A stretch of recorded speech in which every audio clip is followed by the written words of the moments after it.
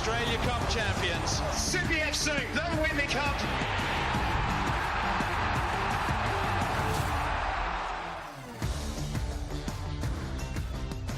If familiarity breeds contempt, then you'd forgive Hume City and South Melbourne for outright despising each other at this point. These two sides from the centre of the universe, NPL Men's Victoria, have already met 4 times in 2024 across League, Cup and Finals play, and now at Hume City Stadium they are set to clash in an Australia Cup quarter-final with a space in the Final Four of this great competition on the line. Two of Victoria's proudest club when it comes to the Australia Cup, both semi-finalists in previous iterations. South have actually won all 4 meetings thus far in 2024, all by 1-0 to boot. But revenge is a tempest, and given the hurricane-like conditions that can hit this ground in Melbourne's northwest and the stormy conditions that have already blown over, the hosts will be undoubtedly eyeing some semblance of revenge against the unit that knocked them out of both the Doherty Cup and the NPL Men's Victoria Finals. Key in the hosts' effort in this undoubtedly will be one of the stars of this year's Cup. Winger Amir Abdallah, after a goal and 3 assists against Darwin Hearts in the round of 32, he produced an Olympico to down FC Melbourne, Serbia at this ground in the round of 16. And with no other games in the Cup taking place tonight, the lights will be extra bright on him tonight. As the fans up and about for this one, you can hear it in the background, bolstering the Hume attack will be skipper Josh Bingham, coming back in after missing the win over Serbia through suspension, as well as Michael Platt, who did everything but score in that win over the VPL2 side. There is, however, no Lloyd Isgrove for Hume City in what is a somewhat weakened lineup due to a series of injuries and personal absences. Marko Jankovic lodged his application for a Puskás Award in South's win over Olympic, in the round of 16, as well as serving as the match winner. And after the disappointment of losing in the NPL Men's Victoria Grand Final to Oakley on the weekend, he and the rest of his teammates will no doubt be eager to soothe their wounded pride tonight. Harrison Sawyer starts up top for South Melbourne amid reported interest from A-League men clubs, while 2-time Victorian defending goalkeeper of the year Javier Diaz-Lopez starts between the posts, with the battle between him and Hume Glovman Big Mike Weir one to watch. South 2 missing a few key players. Ross Archibald not out there, as is Jake Marshall.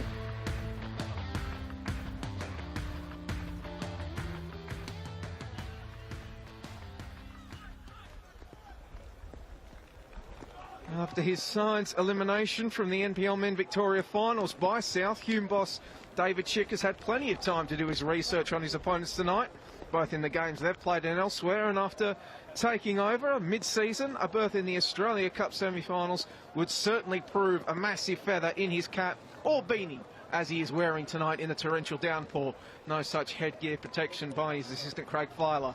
Our referee tonight is Tintin Askos, in the middle with the whistle. He'll be assisted by George Lakrindis and Joanna Charaktis. Fourth official is Lockie Keevers.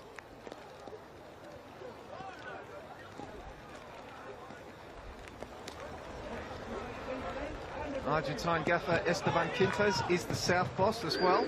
He was denied the chance to become a treble-winning coach for South Melbourne thanks to that grand final loss to Oakley on the weekends. But who knows? He's already secured an NPL Men's Victoria Premiership and the Doherty Cup, so perhaps an Australia Cup trophy and a spot in Asia next season could serve as a pretty ample replacement in his hunt for a treble. There's a big game feel here at Hume City Stadium. Despite the weather, the grandstand across from the broadcast position is absolutely packed. The fireworks are going off. My name is Joey Lynch, Archie Thompson. How good's the atmosphere? Yeah, it's amazing, and you know, fans obviously with this weather coming in numbers know the importance of this game. It possibly could go into a semi-final. They've got to remember these teams only faced off not too long ago in that knockout phase for the NPL to get into that grand final. But this game, It's like New Year's, isn't it? Oh, There's fireworks everywhere. Oh, this is incredible. This is what you exactly want from a Australian Cup game, a quarter-final. We saw the scenes a couple of weeks ago when they faced Melbourne, Serbia, Hume City, and the fans were out in numbers. And again tonight.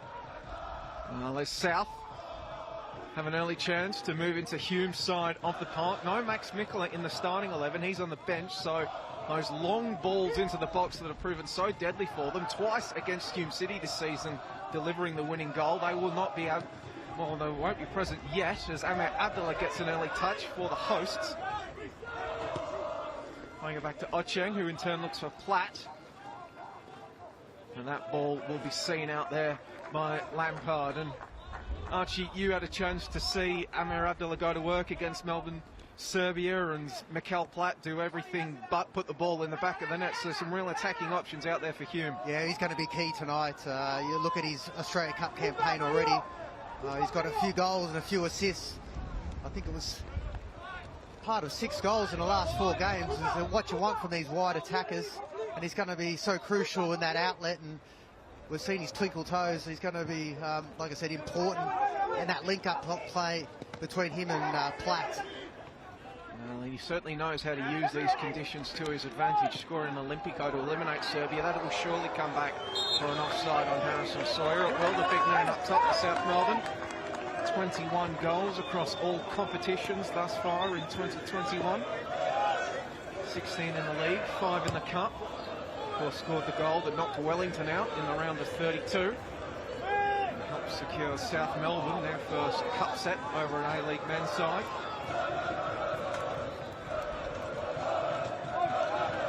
Lucas Inglesi getting back across to put the ball out.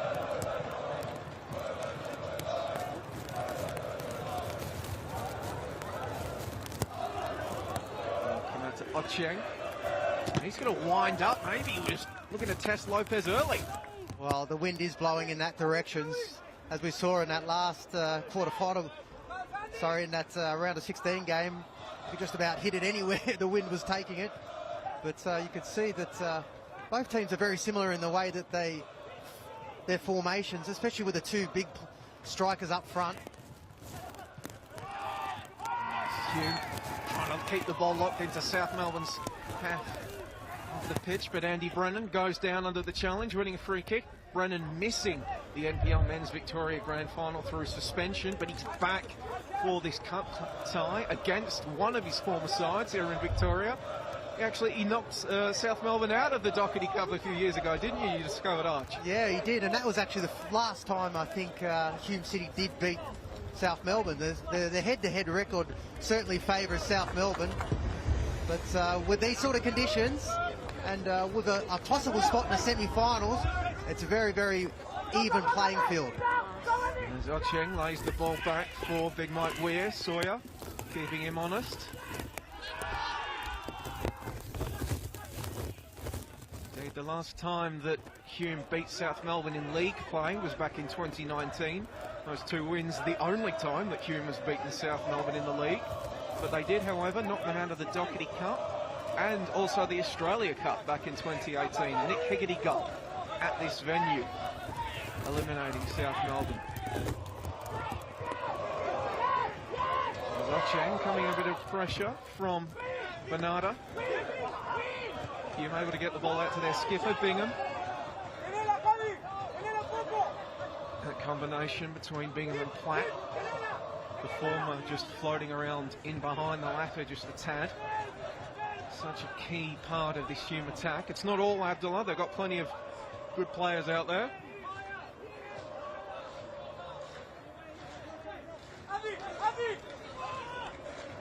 He is slipping and sliding though in front of Lampard. I think he was looking for Brennan only to see him go to the turf, so we had to reassess. It's really great to see Andy Brennan back out there. He's so crucial for South Melbourne going forward.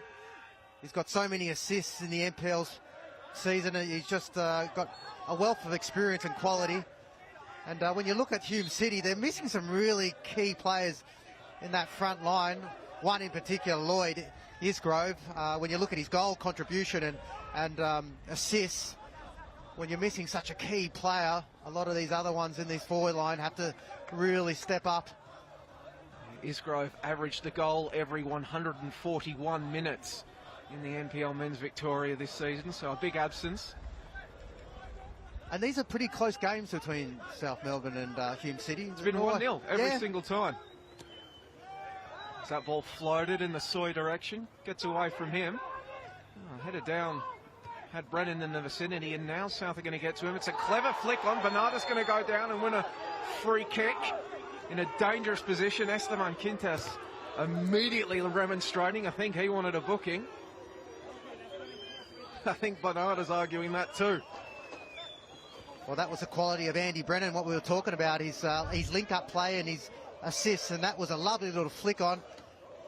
You could just see there, he might have just got in front of Oching.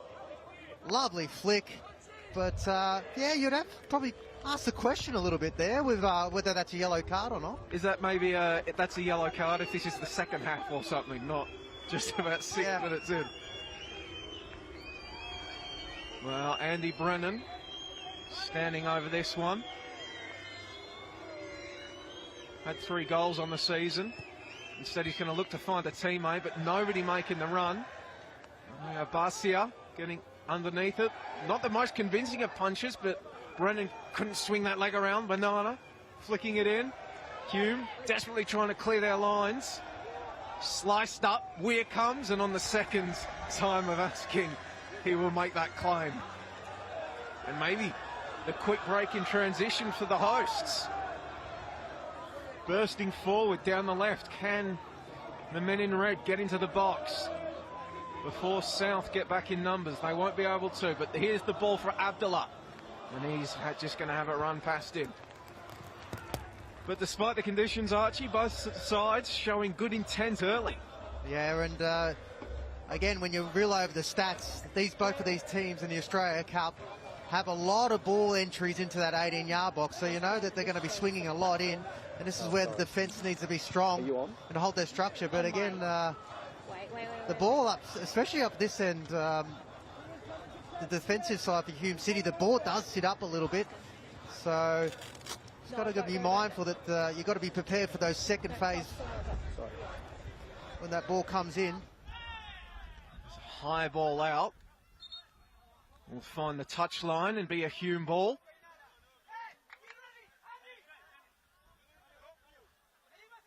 All in the hands of Ocheng. Esteban Quintas communicating in Spanish with Noel Bernarda.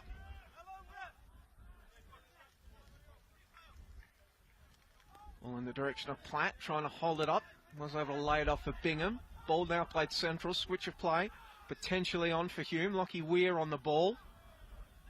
And he'll work it further out to the left. Players are waiting in the middle. Abdullah and Platt. Instead winding up from range and blasting it over the crossbar.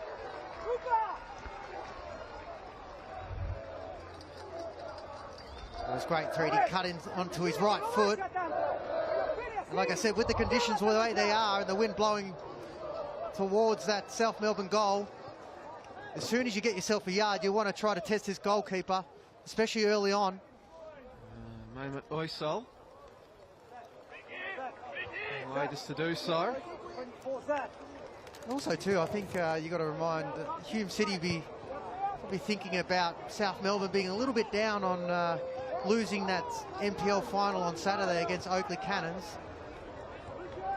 They were probably one of the favourites to go into that match. Just didn't seem to kick it off.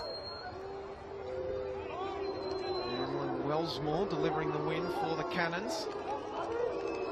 The grand final defeat for South Melbourne. They've proven adept at getting to those NPL Men's Victoria grand finals. Not the best strike rate when they're actually in them though.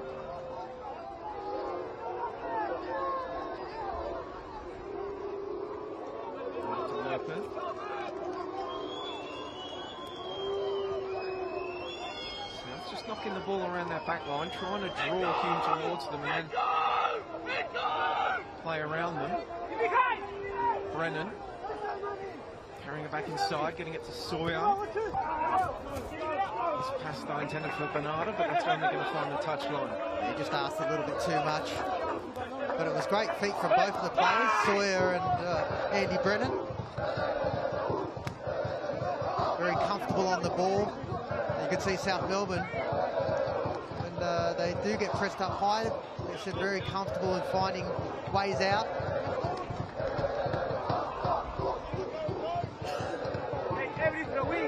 Jankovic sees the ball out and imagines after his goal against Olympic he'll be taking stock of these conditions and wondering what sort of wind-assisted magic he might be able to produce. He's nodded on by Bingham for Platt. Back to Lockie Weir, time to look up. Still going with it, Lockie Weir.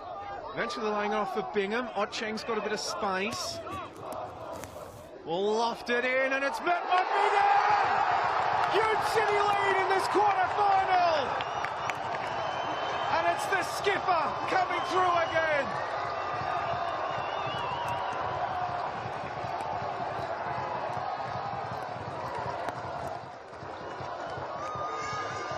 Wow, you could just see the Hume fans in the stands. But it really was just out this wide area. It was actually Josh Bingham that gave the pass out wide and fancy his chances to make that run into the 6-yard box. No one was picking him up. You see the South Melbourne manager not happy with that defence, and you can't leave a player of his quality to make that late run. And that is a beautiful finish up close. You can see the goalkeeper was just asking, where is my defence? And wow, you see all the Hume players surrounding Josh Bingham. Don't they love it? Get around him. The former Central Coast Mariner now rapidly building a legacy at Hume, but can South Melbourne immediately responds? Sawyer! Not quite able to scoot it through the legs of Big Mike Weir. That would have been an instant response, Arch. Yeah, that would have definitely quieted the supporters of the Hume City. But again, it's Harrison Sawyer with that long, strong, busting run. It's what he does so well, breaks the lines. That's why he scored so many goals in the NPL season this year. Let's put him on the radar of A-League men clubs as well. Reports here in Victoria that MacArthur interested in him. Yeah, well, he's such a strong player, especially someone that can hold the play up. Makes life so much easier for the midfielders, attacking players, the wide areas, the link-up play. Jankovic just going backwards to Lopez. Abdullah applying the pressure as well as Bingham. The Hume crowd. House 1 and 2 now. Add their weight to the tension and the pressure. 3 and 5. Brennan will turn and advance the play forward. Bernarda against Otcheng. Left-footed ball in. It's a low one and it's picked out. Bingham's done well to bring it down. It's a lovely ball through for Platt. Mikel Platt, but its touch is just a tad heavy, but that was dangerous, Arch. It definitely was. He just took the wrong option of coming back inside. The weighted pass by Josh Bingham was perfect for him to actually run onto and take it with his favoured foot. I don't know why he came inside there, but great football from both teams. Great touch from Josh Bingham to set that up. I thought that heavy touch, maybe a South Melbourne defender would have nipped in, but great vision and great weighted ball. Now they'll have the corner kick here. Well, Hume City getting numbers forward. South have every player inside their penalty area to defend this one. This is that Olympico, that's what I was trying to figure. This is a prime position for it. Well, the ball is delivered in. Flicked on by Bingham at the near post. Still not properly cleared away. Joshua Kane was hanging around in there. Ball in the Abdullah direction, but it's going to bounce away from him. And the beautiful thing about this game is, like, okay, you're going to make the semi-finals, but none of these teams have really much to play for after this. You know, the NPL season's finished, so we're going to probably see both teams really going at it, leaving it all out on the pitch. Hume City today missing beyond Lloyd Isgrove, they're also missing Josh Golewski, Thomas Maricic and Oscar Carlson. Golewski and Carlson for personal reasons, but Isgrove and Maricic just carrying some knocks that they're not risked, in the hope that if Hume do advance and hold on to this 1-0 lead, that they're potentially able to contribute in a semi-final. So that ball is knocked through, but it's going to get picked out by Harry Ashcroft.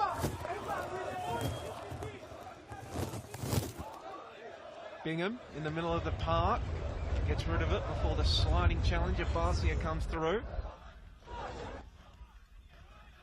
Of course, the winner of this game guaranteed to be playing the semi-final in Victoria, because they'll face the winner of Oakley Cannons versus Macarthur. If it's Oakley, of course it'll be in Victoria, and if it's Macarthur, A-League team always visits the NPL team.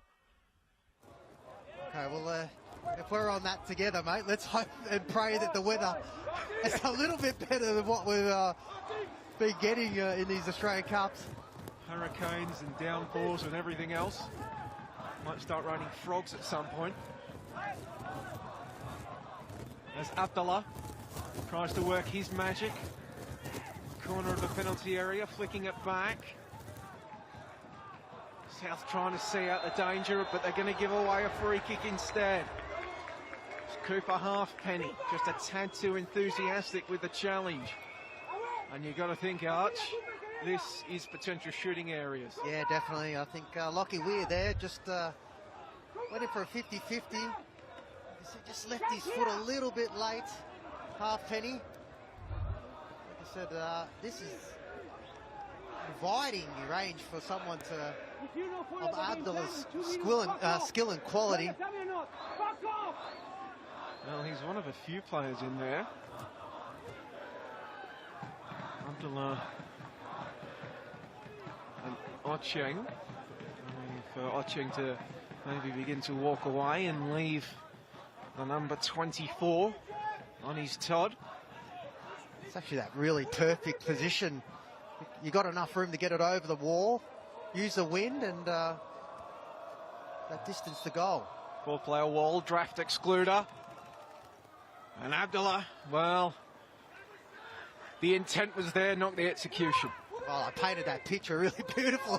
He just didn't paint it, but yeah, great position. And it could be a game of these two halves. I mean, we saw in the game with Melbourne, Serbia and Hume City. Yeah, the wind is heading to the left of our screen. Incredible. And just, you know, we knew that it was going to probably favour the team that came out in that second half. This could be similar situation with South Melbourne. Okay, it's only early in this first half, but you know, Hume would really want to take advantage of these conditions. Of course, this is their home deck, so they will be used to how this pitch will degrade and work as the game wears on. There's Abdullah knocking it forward, but that's bending away from Platts and towards Javier Diaz-Lopez, the Spaniard, part of this Latin connection at South Melbourne. Well, knocked forward in the Sawyer direction, but picked out by Carla Manzi. One of these additions to the starting lineup for Hume. Two changes from the side that lost to South Melbourne in the semi-final. Oscar Carlson and Lloyd Isgrove out. Carla Manzi and Oysel in. Tell you what, Joey, I wish they had a camera up here in the commentary box, because I'm ducking and weaving the water that's coming down from the top tier here. Our floor manager actually done a great little tape job, but a little bit leaking through. Gotta love the Australia Cup. Get you really back to the grassroots of it all. It's proper football. It's proper football.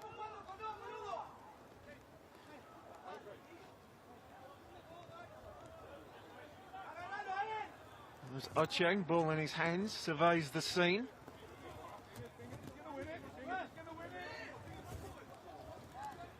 Sends it to Abdullah, who had Halfpenny at his back. On appeals there, and the ball will be going the way of South Melbourne. It just looked like Lockie Weir locked the oncoming defender.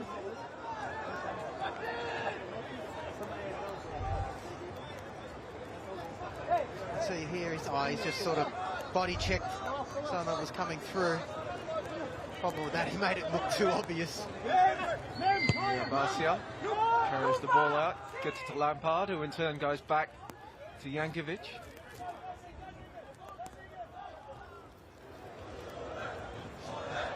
Sawyer knocking the ball forward, trying to pick out a teammate in the form of Jack Painter-Andrews. Didn't come off.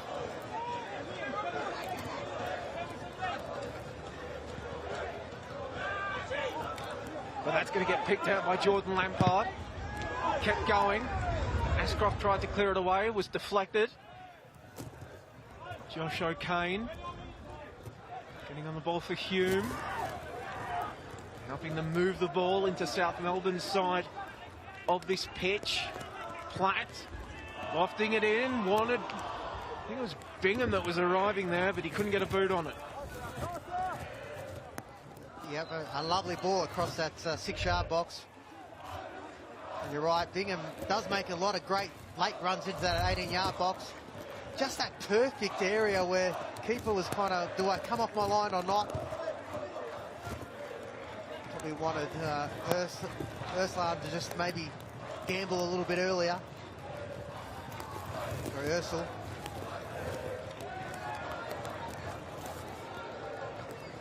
Well, there was an Arslan here for a while. Archie told Arslan did a couple of sessions with Hume City before he jetted off to Japan after leaving Melbourne City. That's where my mind was at, and he's doing amazing things in the J-League. I think his team is actually at the top there of J-League football. Battling with Mitch Duke's outfit. The ball was sent forward, but far too far in front of Josh Bingham. Jankovic for South Melbourne.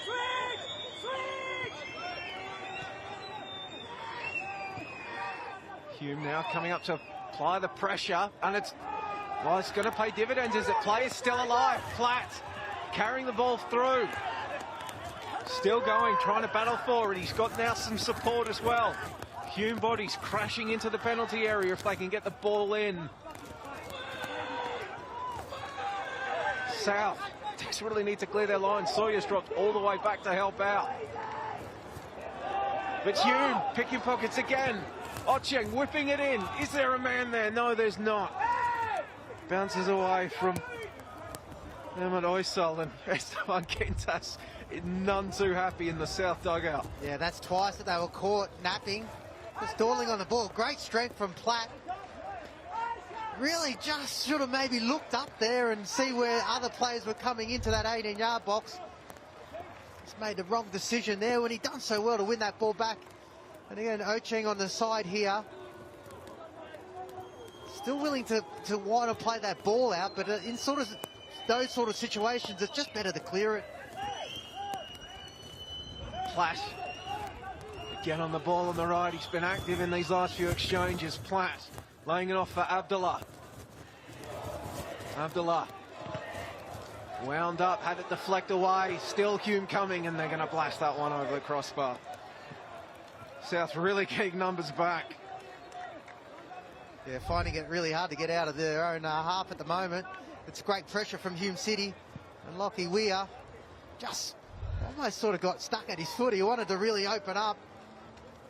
Almost needed that ball to be maybe a yard a bit further in front of him so he could run onto it and strike it.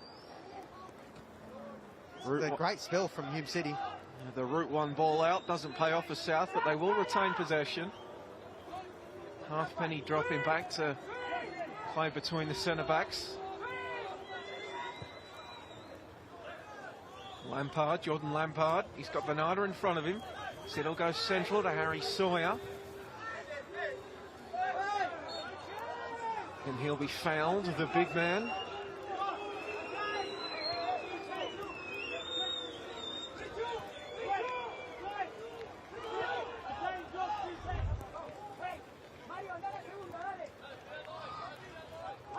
Yeah, you can see he's getting his shirt pulled back there, Sawyer. And there we go, Jankovic to take the free kick. Maybe Big Mike Weir just staying maybe a metre further back than he normally would. Ball is sent to the top of the penalty area.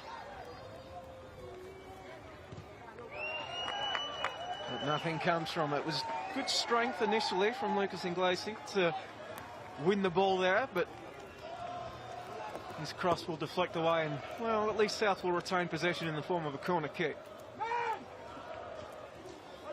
A great opportunity for South Melbourne here. It's just about getting a good delivery in there, looking at some of the bigger players.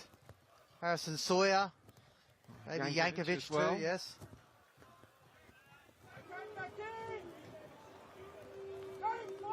Andy Brennan to deliver. Headed clear by Platt. Zax Fateri kept it in for South Melbourne. Sliding challenge to prevent the delivery in. Whistle with that challenge. And while Jack Painter-Andrews jogging across to take this one, the long throw in from these sort of areas is such a weapon for South, but their primary taker, Max Mikkeler, on the bench to start this contest. So Painter-Andrews entrusted with the responsibility. And it's headed clear by Hume.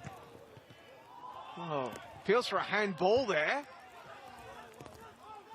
Waved away.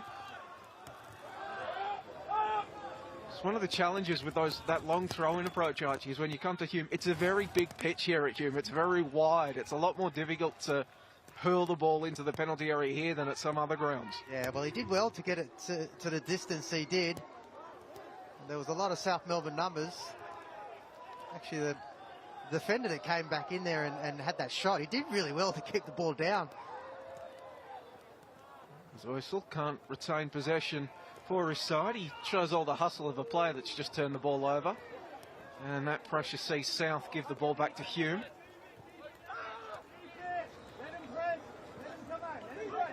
Watching, as we can hear, Coach David Chick here in our commentary position saying, let them press, let them come out. He wants to drag South out of position.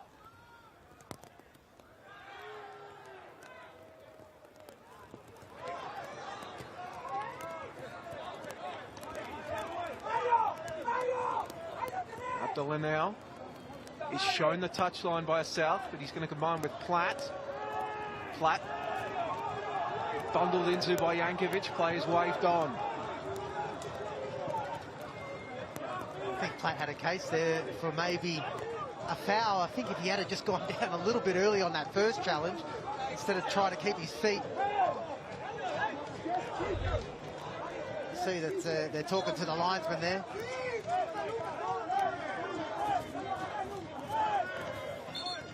Yeah, see that first challenge, I feel like if he went down there,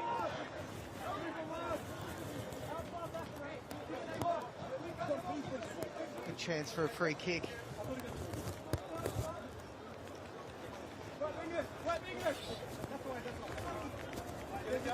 Cheng up the touchline in the Bingham direction, beats him, but finds Platt. And then he's just muscled off the ball again by Yankovic. That's turning into a physical battle. Well, he's going to come back, and a bit of afters here between Big Mike Weir and, well, Big Harrison Sawyer as well. I think Sawyer Harrison kept going after the whistle. Yeah, I don't think Harrison Sawyer heard the whistle. That's why he continued to keep challenging for that ball.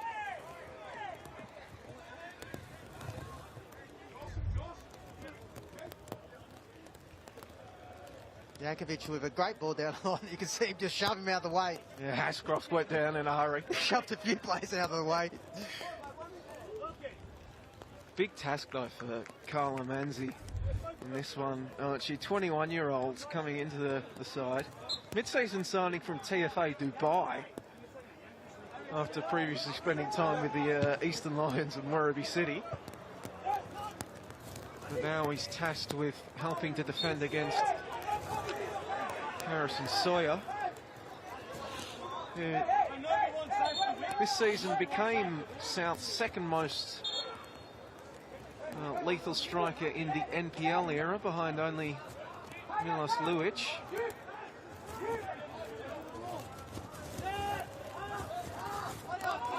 No, he's probably catching Milos Lucic in a while for South Melbourne. The amount of goals he got in the early years of the NPL era. And even pre that.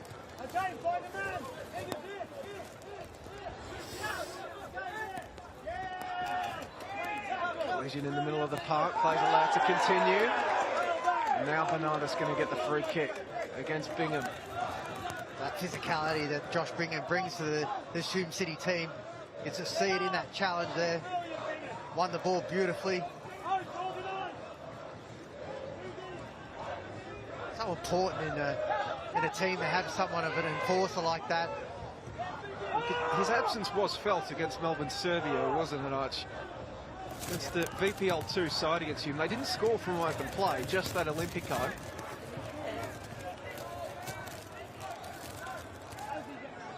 Another half an hour gone in this one, and it is Hume with the lead, thanks to their skipper. But for how long? As here comes Lampard down the left. Touch took him away from goal, but it's a good ball in for Bernarda. His shot deflected away. And Hume potentially something in transition if they can get going in a hurry. Uysal with space on the left.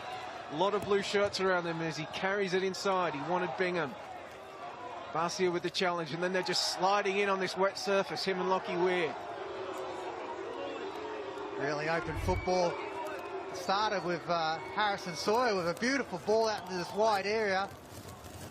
And shouts for a handball. I see that off his thigh. Yeah. But, you know, as a player, when you get into those positions, as soon as it hits that head, it doesn't matter how you get there. You've got to ask that question. If you don't buy a ticket, you'll never win the mooch, right? Exactly. And then Hume City on the counter, sweeping ball to their left side, and it was probably waiting for players, Ursel, to make those forward runs. Bingham.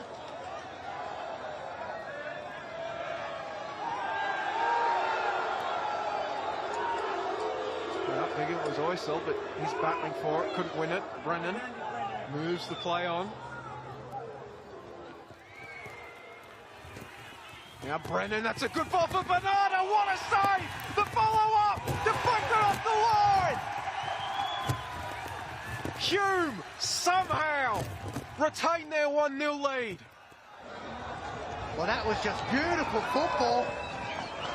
Great link-up play from Andy Brennan again in this wide area, and at each perfect ball, he needs to score there. The keeper done really well to make himself big. Even up with the follow-up. Jack Painter-Andrews denied on the goal line. Oh, it was such a perfect ball across for him. Just had to pick out either side. Unfortunately, hits it straight into the goalkeeper. But excellent play from South Melbourne, and Andy Brennan is really up for this one. He's had some really silky touches. Well, he had to sit on the sideline and watch the grand final. He must have been raring to go for this one. Well, he's definitely up for this one, because that was a beautiful ball across that 6-yard box. And Sawyer dropping to receive. Joya, I was actually kicking it as that ball came at the defensive kick. The striking instincts kicked in. As a striking, I love those balls that come across like that. It's a good back heel. Now another ball whipped in. Big punch from Mike Weir. South still going. Brennan. He's got a decent left foot if he could turn and face goal. He can't. Poked away from him. Abdullah now trying to drive forward. He loses it in the sliding challenge.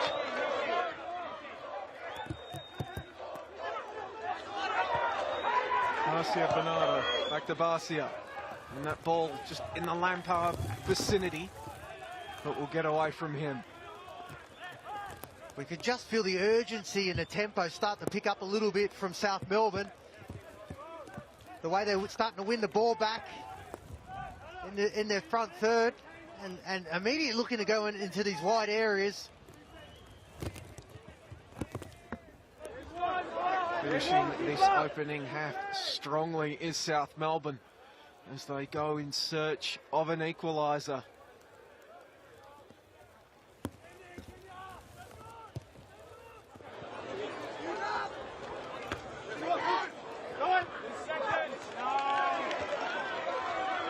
Nice cross header.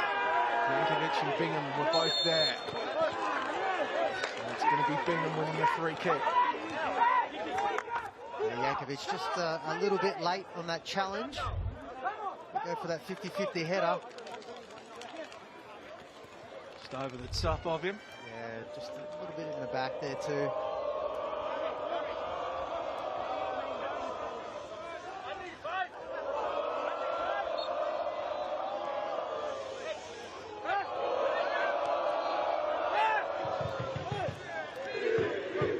Harry Ashcroft knocks it forward.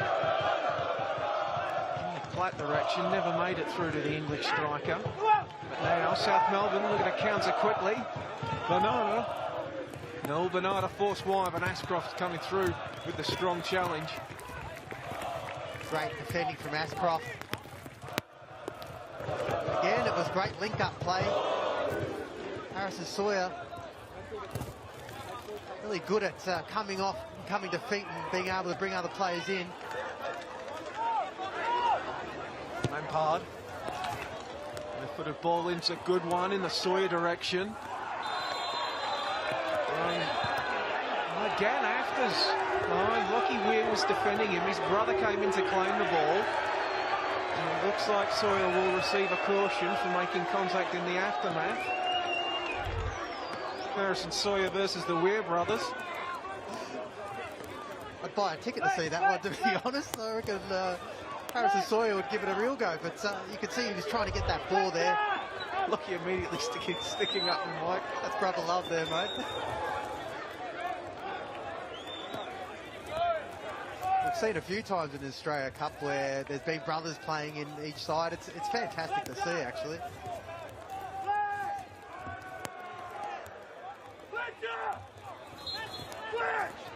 I actually would have loved to have played with my son, I mean, but we both retired. He retired at 17, I retired at 40. You never felt like pulling a LeBron?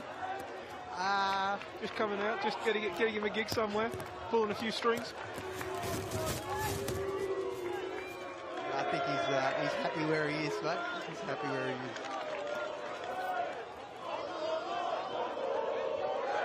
This half of football has flown by. I mean, it's been highly a great tempo. Hume holding onto the lead as we approach the half-time break. The first time they've led South Melbourne all season. In the fifth meeting between these two sides in 2024.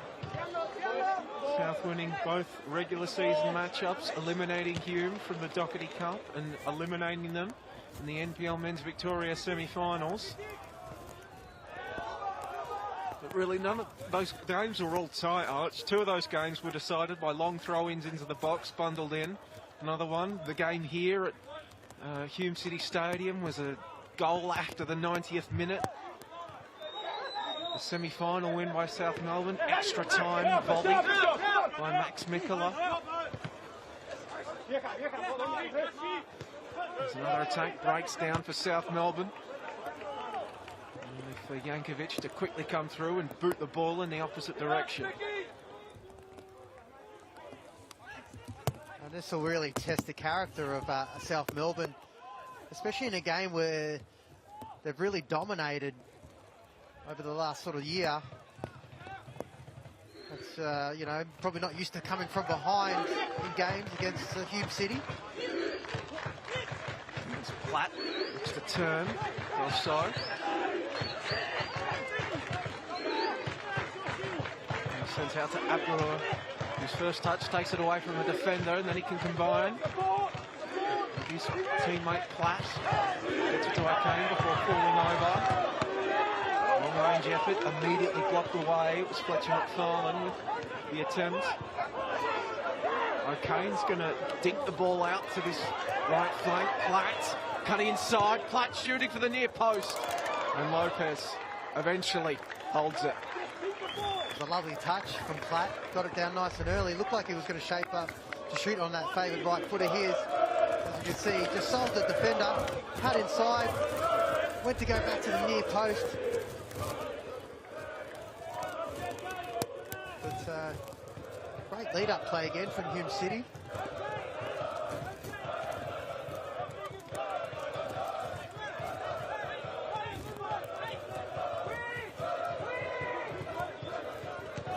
Decisive switch from Esteban Quintas in the south dugout, and the ball is indeed switched.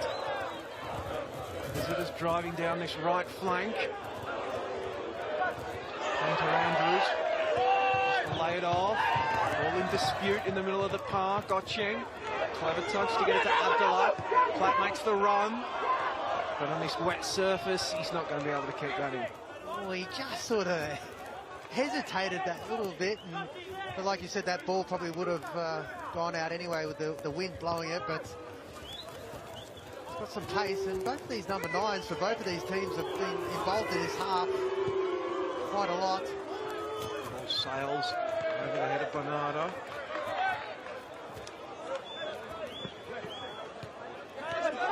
Gocheng kept going forward.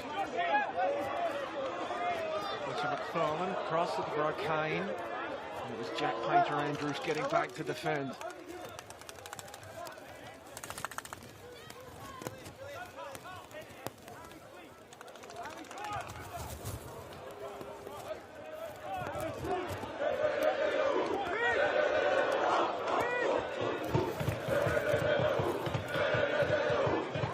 Sent out the Lampard direction, and it's going to find him. Jordan Lampard looking central. Finds the feet of Andy Brennan. Nothing on in front of him though, so he's going to be forced backwards. The territory has shifted now. Hume on the back foot. Zinglese gets the ball forward. Cut back from Sawyer. Couldn't find the man in blue. Painter Andrews trying to desperately keep play alive, but he got the ball in. But Weir makes the claim. That's great work from Painter Andrews to keep that in. That was a great run from Harrison Sawyer. He looked up, there wasn't many people making that run into the 18-yard box. I think that South Melbourne, and coming from their dugout, their manager, is that they're having a lot of joy from it. These big switches of play. There's Yankovic. See anything that he marked in front of him. It goes to Halfpenny. Go for Halfpenny.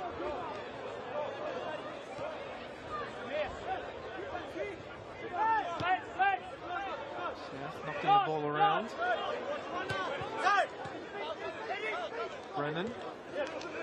Lampard wanted it to feet. That's where it went, but the 1-2 couldn't come off. See South Melbourne there, just really overloading in these wide areas. Anticipating if they can get that switch out nice and early. They've got these numbers out in these wide areas.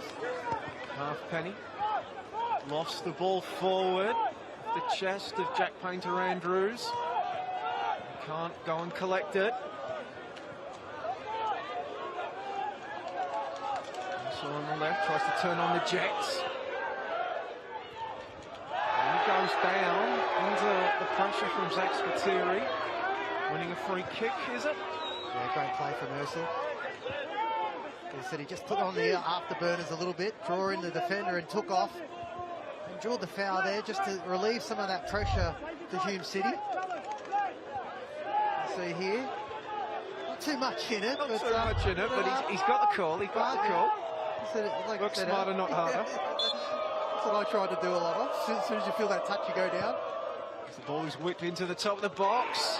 It's out to the back post. Demanzi's he's fallen over his own feet. And then he's going to give away the free.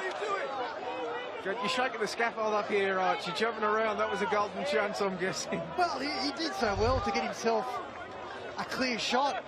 You can see the touch was beautiful. But then he takes that heavy touch out wide. Almost try and hit it first time if you can. It's almost that good position where you can just toe poke it. You can understand young player coming into the team, hasn't played much football. I'd be surprised that he had so much time when that ball came to him. Sorry about the jumping around, mate. It's just when you, as a striker, when you see those chances. Goes for a handball. Maybe advantages the decision. As we see 1 minute of added time here at the end of the 45 minutes. Bingham sending it in. try from Amir Abdullah, who probably hasn't been as involved as maybe we were anticipating, but his side still retains the lead.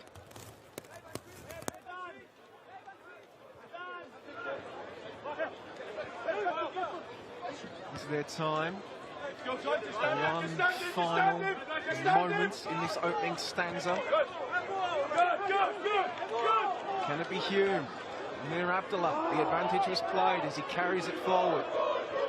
Here are the options. They're out on the left. Bingham waits in the middle. The ball's in there as well as Platt. Goes towards Platt!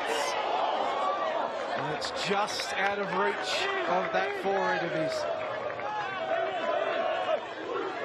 Again, a great ball into that 18-yard box. Waiting for him to attack. It was a perfect height. Just maybe a little bit too much on it.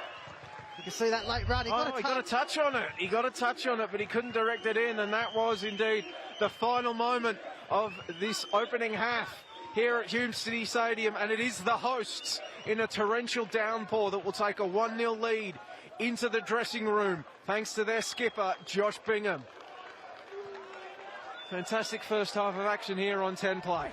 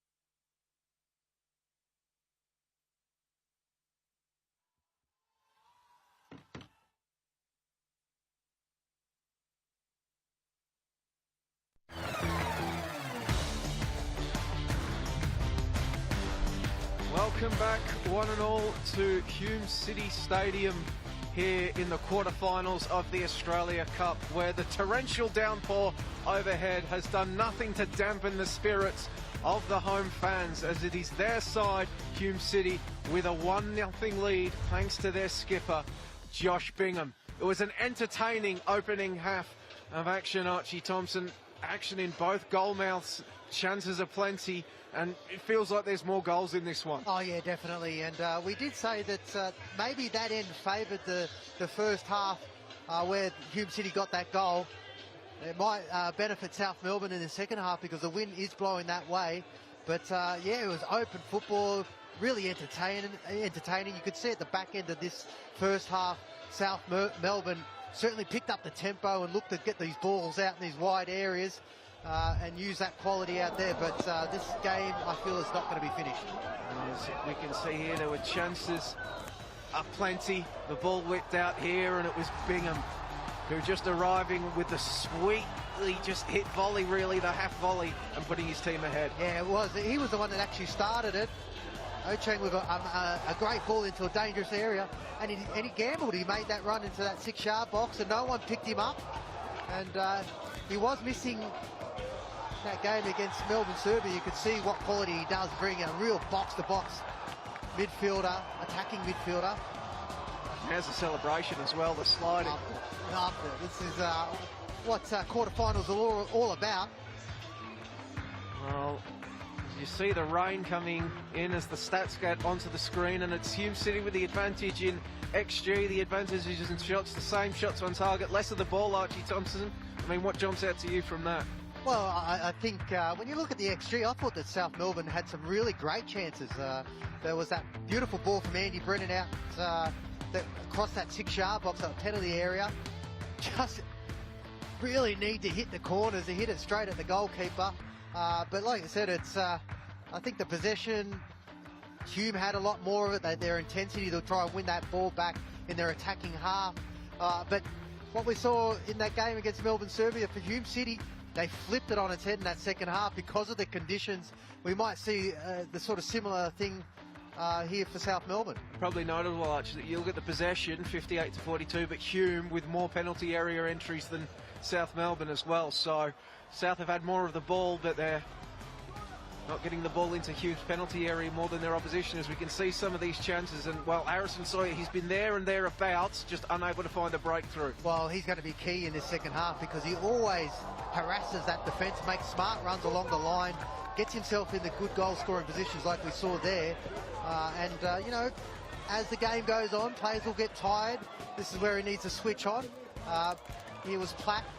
I feel like both the nines in Hume and South Melbourne were dangerous. And Andy Brenner, this is that chance that I was talking about. Great ball. The goalkeeper did make himself big, but as a striker in that sort of position, especially in these a wide tacker, you just need to hit the corners. And then the follow-up as well, Ocheng off the line.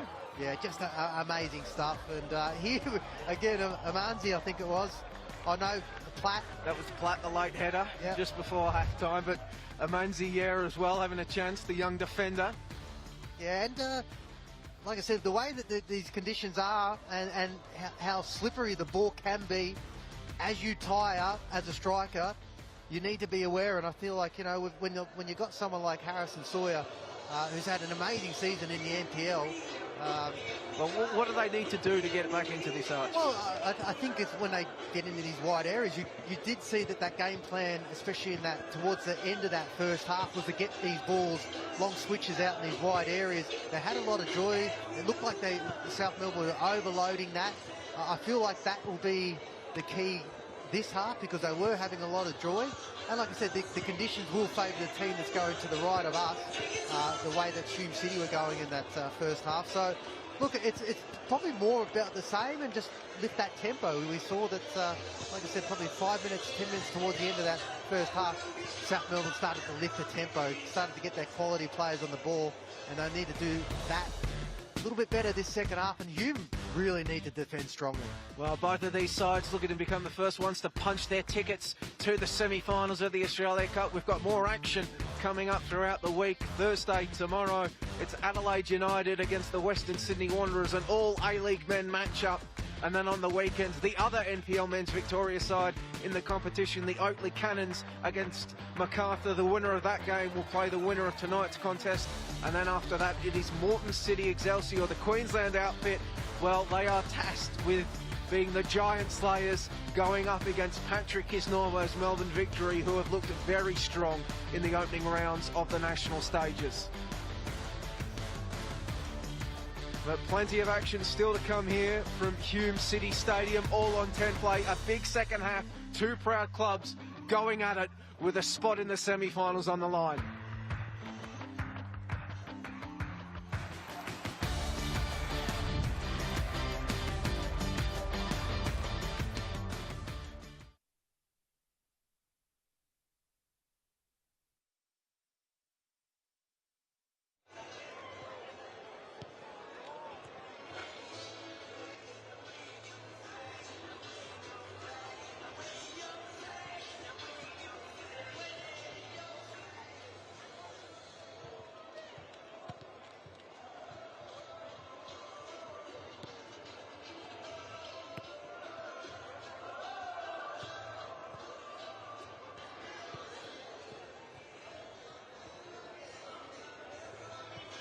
Another reminder, spectators must refrain from any disorderly conduct or conduct that may hinder the reputation and goodwill of FA and the Code of Football generally. Any person who does not comply with the spectator code of behaviour or otherwise cause a disturbance may be evicted from the venue and may be banned from attending future matches. We'd like to take this opportunity to extend our appreciation of sponsors, Network 10 and Minor, for their ongoing support of the Australian Cup as we celebrate our 10th edition of the Cup. Thank you.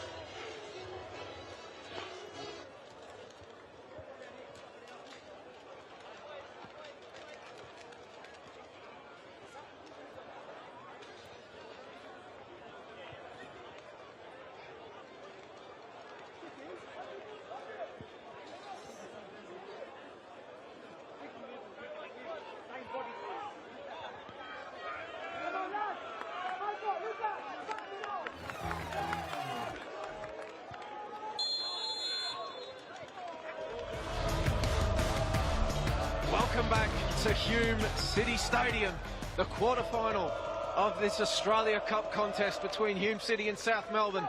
The second half underway, and already the hosts bustling forward, looking for the second goal. My name is Joey Lynch, joined by Archie Thompson. Archie, hopefully this fast start auguring more entertaining football.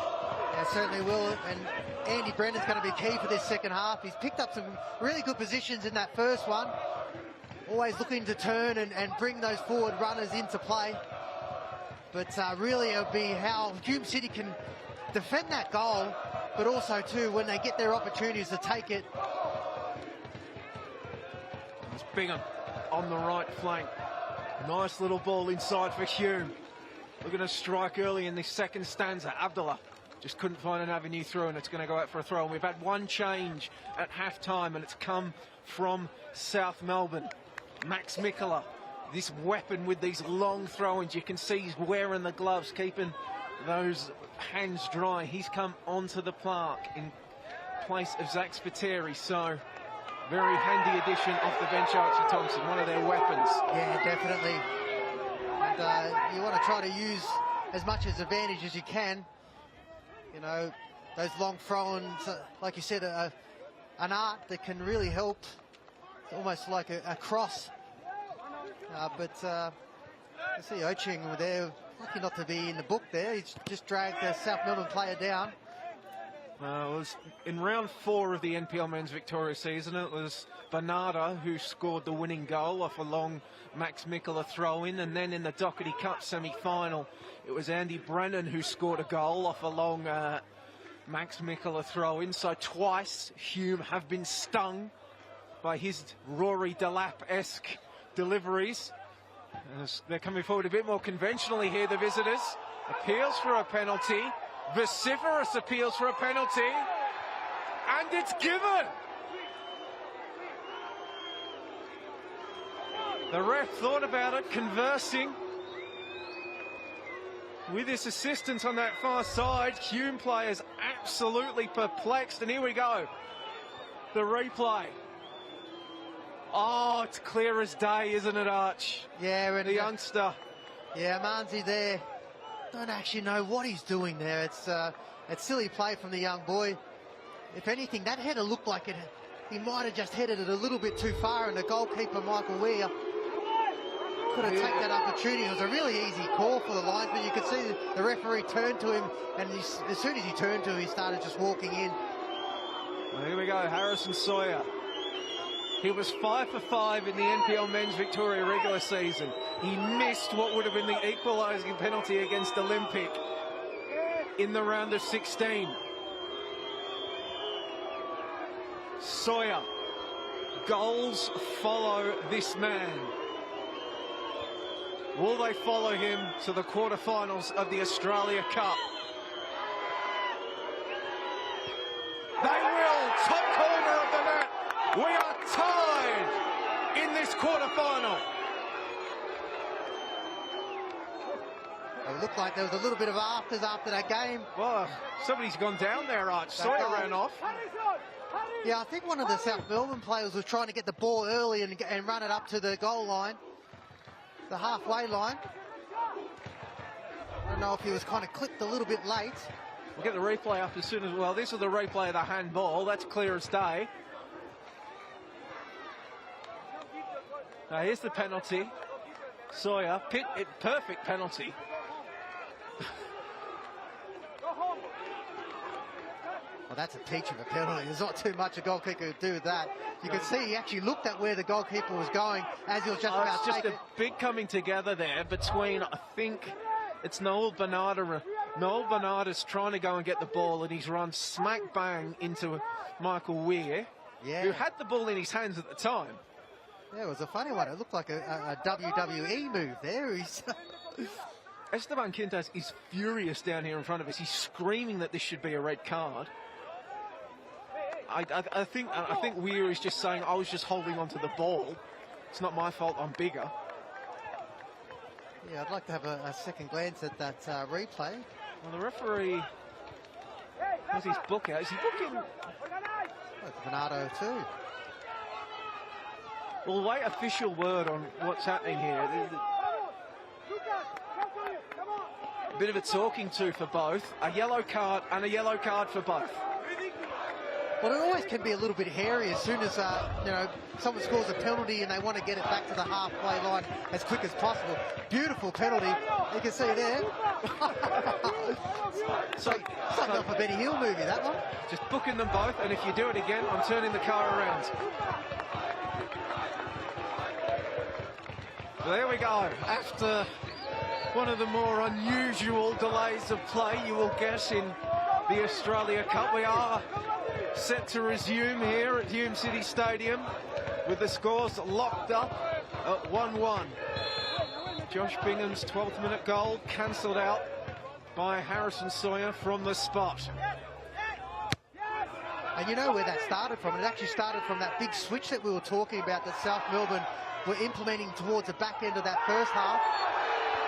Oh, and another collision. Bernardo involved again, this time with Amanzi. Feeling is absolutely seeping into this one, Archie. You've got the players clattering into each other on the ground. The fans in the stands, they're getting more and more vocal. Yeah, I don't think there was much in it. He just sort of slipped. They both slipped as the ball sort of came to a 50-50 challenge here, as you can see. We'll see Amanzi now gets on the ball, and that big collision there. I do love the contrast there, Archie. I've got you next to me saying there's not much in it. Meanwhile, the Humes dugout is saying you could have snapped his ankle. Yeah, I don't know who to believe. Yeah, well, look, I felt like they sort of both slipped into that challenge. And as I was talking about before that happened, it was that switch of play that South Melbourne were doing in that first half. That worked a treat for that handball decision. The ball in the direction of Oysel doesn't come off.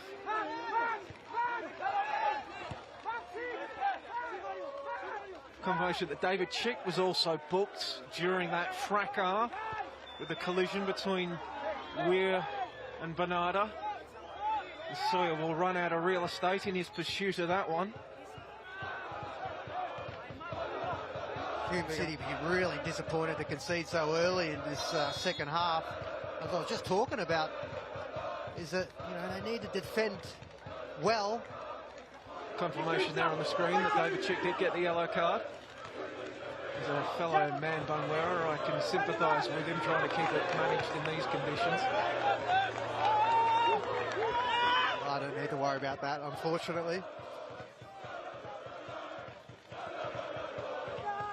Long ball forward, but Sawyer was in an offside position.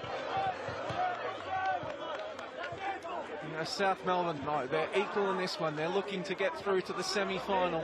Well, for the second time in the modern era. They were there in 2017 when they lost 5-1 to Sydney FC in the semi-final. But they are the one side in this competition, Archie Thompson, that can also claim semi-final appearances in the original Australia Cup. Back in 1965, getting through to the semi-final, where they lost over 2 legs against Apia. 1966. When they had their semi-final against Hakoah abandoned due to crowd trouble, and the game awarded to Hakoah. So, second time in the modern era, 4th time overall. South Melbourne looking to get through to the last 4. Well, they've definitely put themselves in a really good position. Said they wanted to probably claw that goal back as quickly as they can, and they have. As you see, Abdullah just shoved off the ball. Again, I don't think there was too much in that. Just more strength from Lampard.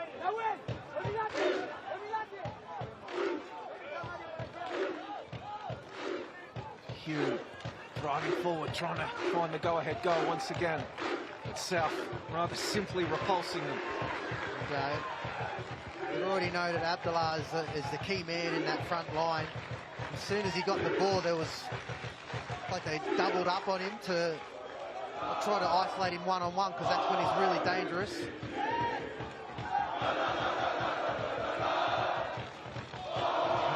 Laying it off for Odchang. He knocked the ball forward in the Platt direction. Did well to knock it down for Bingham.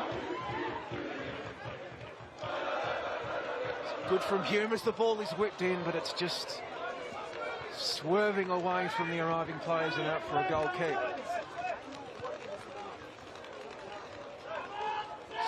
much on the line for both of these sides. A semi-final, which we've already talked about, will be played in Victoria. Be it against the Oakley Cannons or Macarthur. And then the chance to potentially become just the second member federation side to play in an Australia Cup final.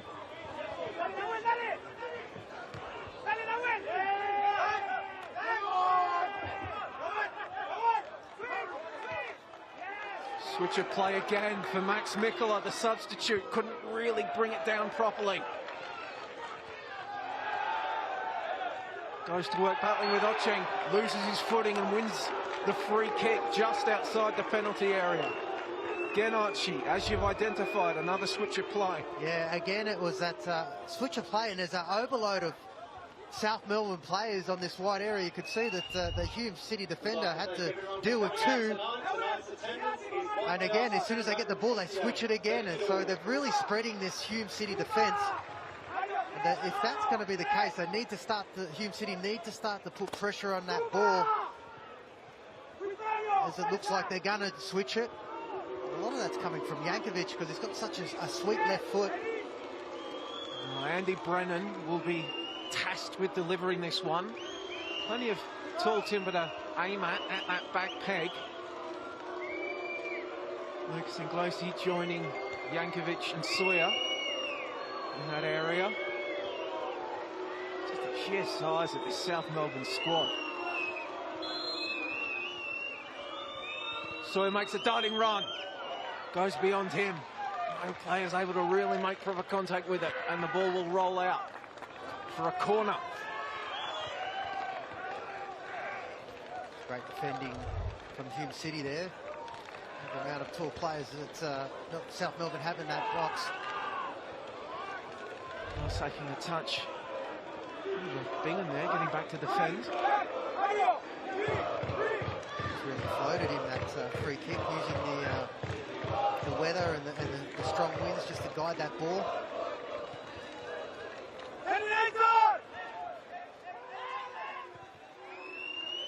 This corner kick is, well, to open up the angle before it's sent in. Hume able to scramble it clear.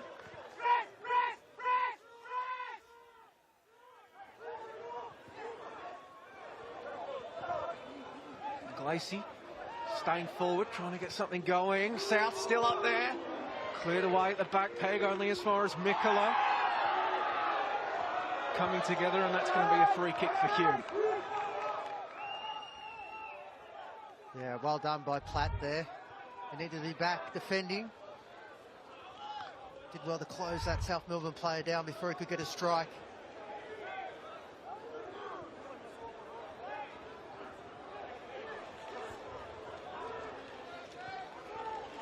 Cal Platt will advance through to the semi-finals of the Australia Cup. The last time he was in a cup, the FA Cup, his Bracknell side was eliminated 3-0 by Ipswich in the 2022-23 FA Cup. Painter Andrews, it's a good ball, able to be brought down though by South Melbourne. Jordan Lampard just had it bounce away from him. I think he actually was trying to let that ball run on to Harrison Sawyer. Abdullah gets a boot on it to keep it in, and he's going to drive inside now. Abdullah cut back to the top of the box, straight at Bernarda. I just think Abdullah was probably a little bit too casual in that position. That's where you need to really focus and pick out your player. But he did so well to get himself into that position. That's that danger of keeping him one-on-one out in these wide areas. As soon as he sees that space in behind, little drop of the shoulder. So hard for the defenders to defend those sort of one-on-one drills out in these wide areas. Knocking it around, out to Lockie Weir on the left flank. Oso. Central side Kane, back to Lockie Weir. Fletcher McFarlane just had it poked away from him by Sawyer, who sprung into space by Max Mikkola if he can beat Ashcroft to the ball. Ashcroft's Well, it's kept in as well there. Ashcroft did very well. Extremely well, because the way that he was closing down that space, to be able to turn that ball around in this wet condition. Hume, another opportunity to try to build up. Take two as Platt holding the play up. Teammates moving forward in support. Bit of space in the middle for Fletcher McFarlane to operate in. To Abdullah. Ocheng was on the overlap. Instead, he turns inside and shoots just beyond that post.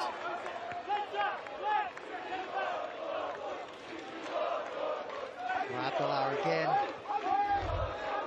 showing his array of skills. Such a quality player. A quality player is when you know that he's going to be, his most dangerous foot is his left, but he still manages to find a yard of space to get a shot away. Just getting involved in these last few couple of passages of play. Here's Amir Abdullah. Maybe signs that we didn't see him as much as maybe we thought we would have in the first half, but maybe he's beginning to feel it. Get involved a little bit more. Maybe deliberate instructions from the Hume dugout. Get him involved a bit more. Played more than an hour's football here at Hume City Stadium.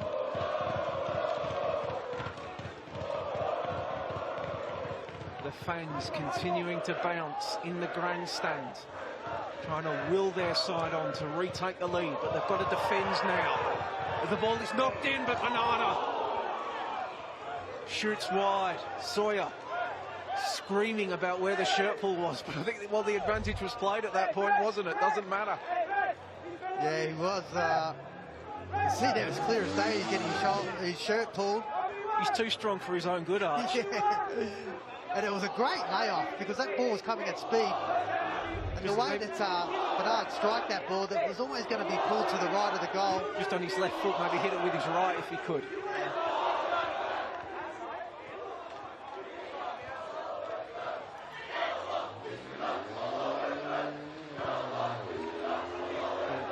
Forward in the cell direction. Hunter Andrews gets ahead on.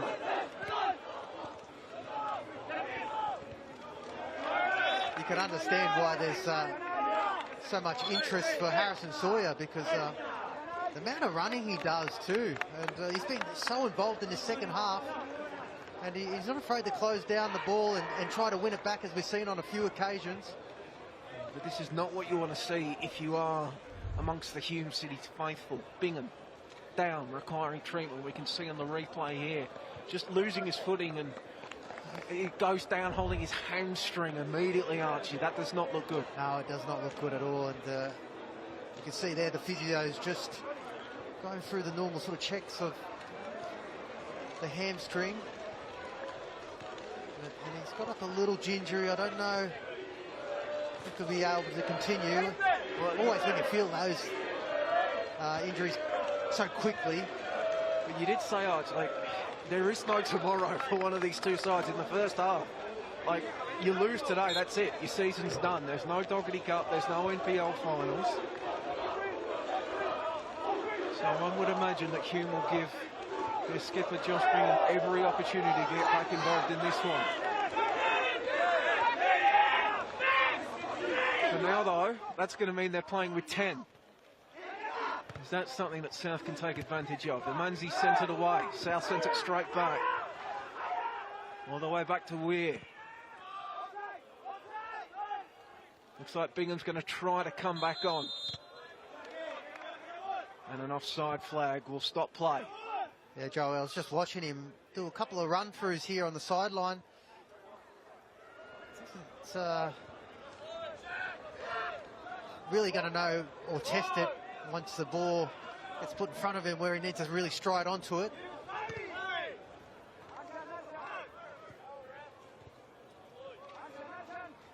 But the way that he felt that hamstring, I've done a few hamstrings in my career. As soon as you start to feel that, and there is a big difference between cramps and hamstrings, and hopefully for Hume City, he can run it out. Nodded on. Hume seeing it away. Platt held up, and we'll get the free kick, and it will be a booking. Lucas Inglesi going into the book, the 21-year-old defender. That was really well played from Mikel Platt. You can see there, he just rolled off the defender. Really, not too much a referee could do about that, but hand, at least a yellow card. Showed his wealth of experience.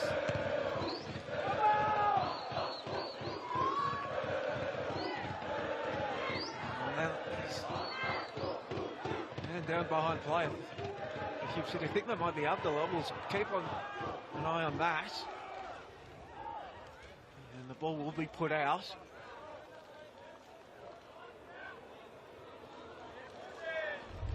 Here's Abdullah. I think when the ball got played to him, as he was coming down, it might have just caught the back of his leg from Lampard. No, he's certainly trying to not call for him. He just run it off. End of a long season, Archie. Long NPL men's Victoria season. Both of these teams played finals. They've both played Doherty Cup. They've both played Australia Cup. A lot of football for semi-professionals. And wear and tear as we work through September. Fancy footwork by Lockie Weir to shake Bernarda's attention. Subsequently gets away from Mehmet Oysal.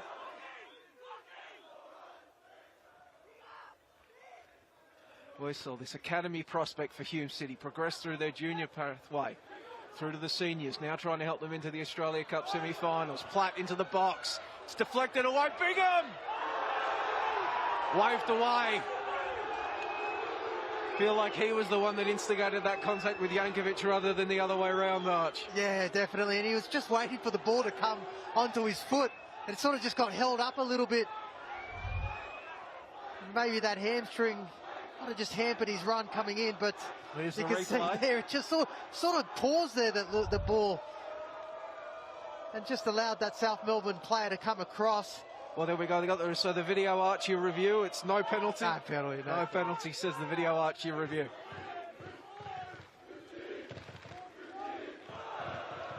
You could just see the ball just held up that split second as Josh Bingham was coming in to hit that ball.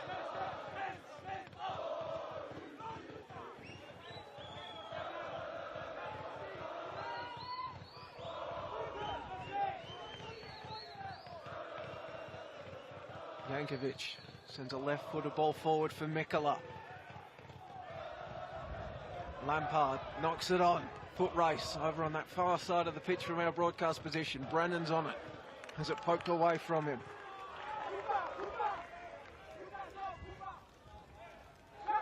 '69th minute here in Melbourne's northwest. Locked at 1-1. Bingham's opener cancelled out by Sawyer from the spot. There's a bit of space for Lampard to operate in. Sucks in his man before laying the ball back off. Ball knocked in, Bernardo got a touch on it. But Michael Weir, relatively comfortable collection. And that's out advantage of having that long throw from Mikola. All the Hume City players were looking for that, went into the 18-yard box and left a South Melbourne player free, was able to just to lay it off.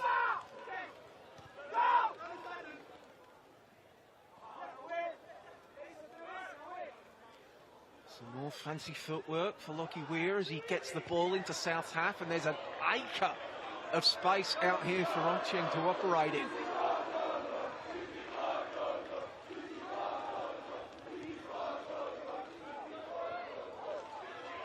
They find a teammate, just knocking the ball around the South penalty area. Outside of the boot effort, is the cut back on? Eventually sent in by Platt, but sent straight back out for a corner. Again, Mikel Platt using his body and strength just to fashion something and get a ball across the 18-yard box, 6-yard box. Jankovic keeping him company. Did really well. It's a great switch of play from Hume City. I would have liked Ongcheng a little bit higher up there because, like you said, he had acres of space. He had decided to make that run a lot earlier. Here we go. This was the spot where the Olympico was scored from in the round of 16, Arch. Significantly different conditions. Gets swung in and just nodded out for what will be another corner kick. Sawyer, last touched off him.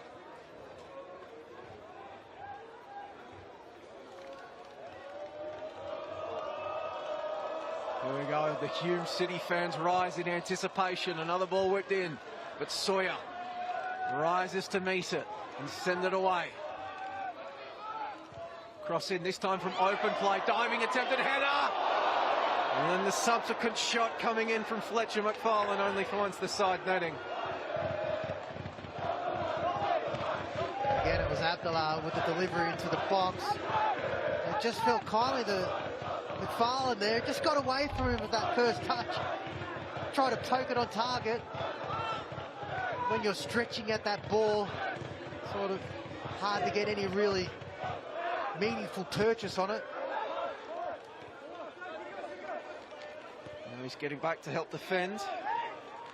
McFarlane as he sends her across to Ashcroft. Josh O'Kane gets the ball in the middle of the park, has time to turn. Send it out to Ochieng on the right, the former Adelaide United man, now long-time Hume contributor. Carla Manzi. Just seems the press from South Melbourne is not as intense as it was at the start of this half. You can see that Hume City are able to play out as I speak. They just nick the ball now. Commentators curse as Brennan gets on it and then immediately falls on his keister.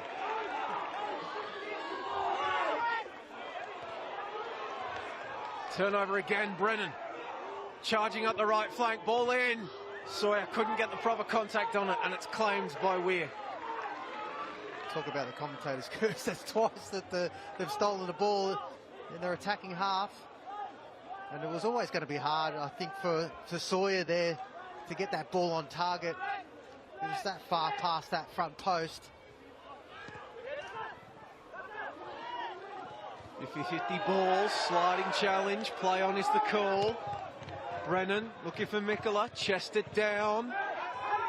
Mikola is able to face goal, he's surrounded by red shirts.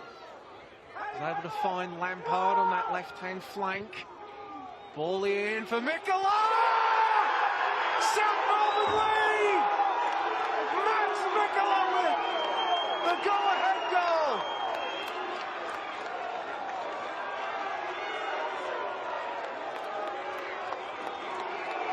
Well, again, it's that delivery from Lampard into such a dangerous area. And you can't leave any players unmarked from a Hume City point of view.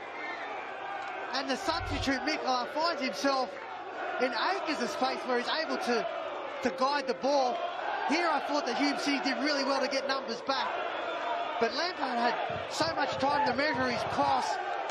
And that's just a beautifully guided header, using the pace of the ball, heading it down to the corner, and the way they kicked up into the goal, there was not much that Mike Weir could do about that. They all switched off him, didn't they, Arch? He sent the ball out to the left, they all turned to face Lampard, and he just ghosted into position. Yeah, like I said, the Hume City did so well to get numbers back, but then when the crucial ball came in, they were just ball watching, and unfortunately, if you're not watching where your man is, but that doesn't take anything away from that header. That was a beautifully guided header where you didn't need to put too much power, use the speed of the ball that came across, head it down, and the way that, like I said, that ball kicked up, there was not too much Mike Weir could do about that. Well, Max Mikola had 3 goals in league play, that is first in this Australia Cup campaign, and what a huge one it could prove to be. South Melbourne have come from behind and now lead this Australia Cup quarter-final 2-1 with just over 15 minutes of regulation remaining. Can Hume respond? Lockie Weir onto the right peg, not his preferred one. Does not matter! What a strike from Lockie Weir! South were ahead for long. We are tied up again. And we might just have a Cup Classic on our hands. Wow. You just can't blink in this game.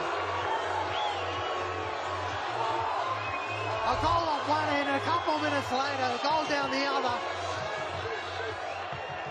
And what a finish from Lucas Weir.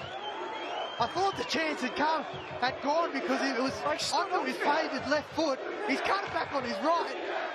And like you said, he should have closed that space down. He was able to have 2 more touches, measure his shot, but that's a glorious strike. And didn't Mike love it? He was immediately out, sprinting up the pitch. I tell you what, he probably wouldn't have scored one better in his whole lifetime with that right foot. But his first goal in 2024, Lockie Weir. It's been a strange half of football. It's ebbed and flowed, but I thought that Hume City was starting to get on top.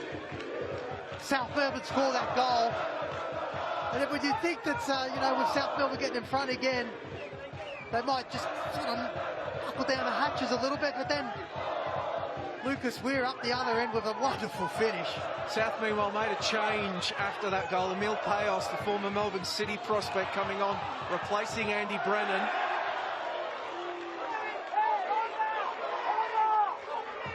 And just the energy in this ground has gone up another level, Arch. Well, there's never dull moments when these two teams face each other. And I tell you what, the goals have just been quality tonight too.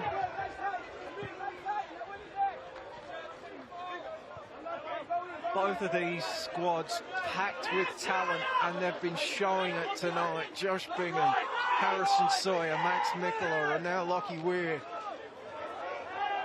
Bingham goes down, gets the free kick. I mean, here we go, Arch. We got just a smidge, about 13 minutes of regulation remaining. Are we going to extra time, or does someone win it from here? Honestly, I don't know. The way that this half's panned out so far, you'd almost think that there's a couple more goals still to go in this normal time football. But like you said, the atmosphere has just lifted. You can hear the singing in the grandstands. Well, the amount of fireworks they set off at the start of this game, Archie, what are they going to do if they win? I'm sure there's a back room full of them. Ocheng delivering the ball in, looking for Platt, knocked away by Yankovic. Garcia in the middle of the park to South. He's just going to get forced to lay it off.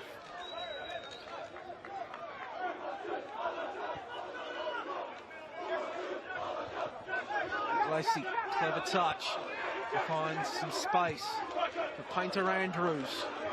Emil Payos now. As the ball knocked away from him.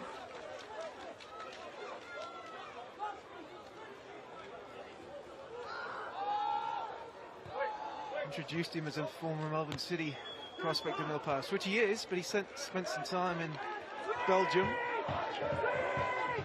Sent through the system.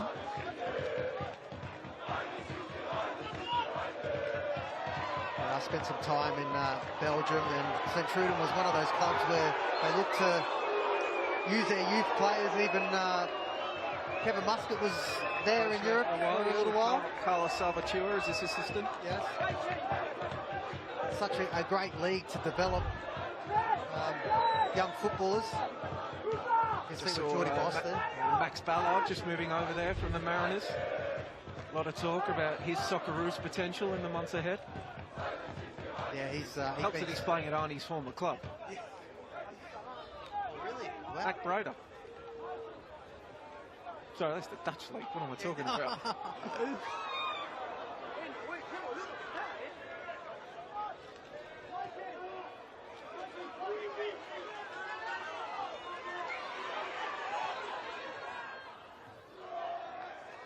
Mikkola.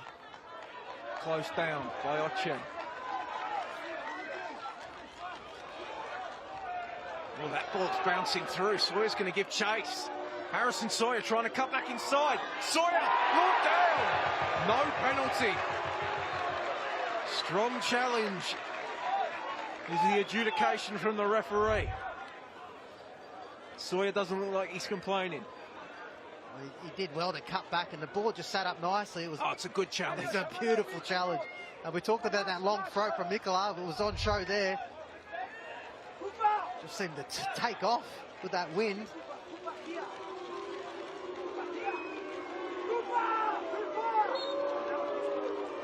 Corner for South Melbourne. Headed clear by Hume. Less than 10 minutes of regulation remain here at Hume City Stadium. Can either of these sides find a winner, or will we have 30 minutes of added football?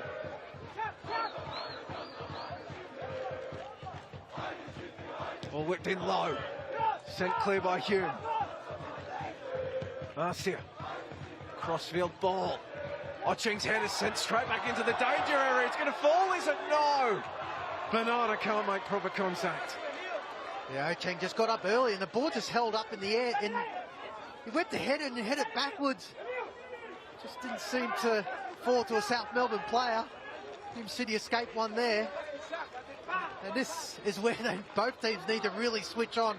With 10 minutes left, you don't want to be making mistakes. I'm sure the message from both of these benches will be like, when that ball does get into their defensive half, to really switch on as a team. Lindsay. O'Kane. What's your predictions, Joey? You reckon this is going to go to extra time? I get the feeling we are going to get extras, Archie. I think we're going to get extra time, and I think we're going to get both teams scoring in extra time as well. How many is the question?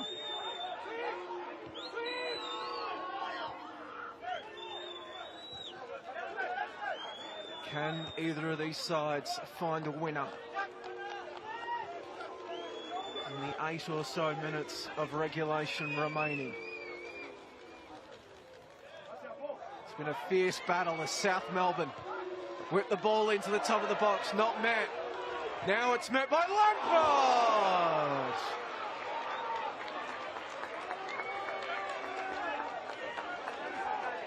Well, he did everything right there. He kept the ball down from that first touch.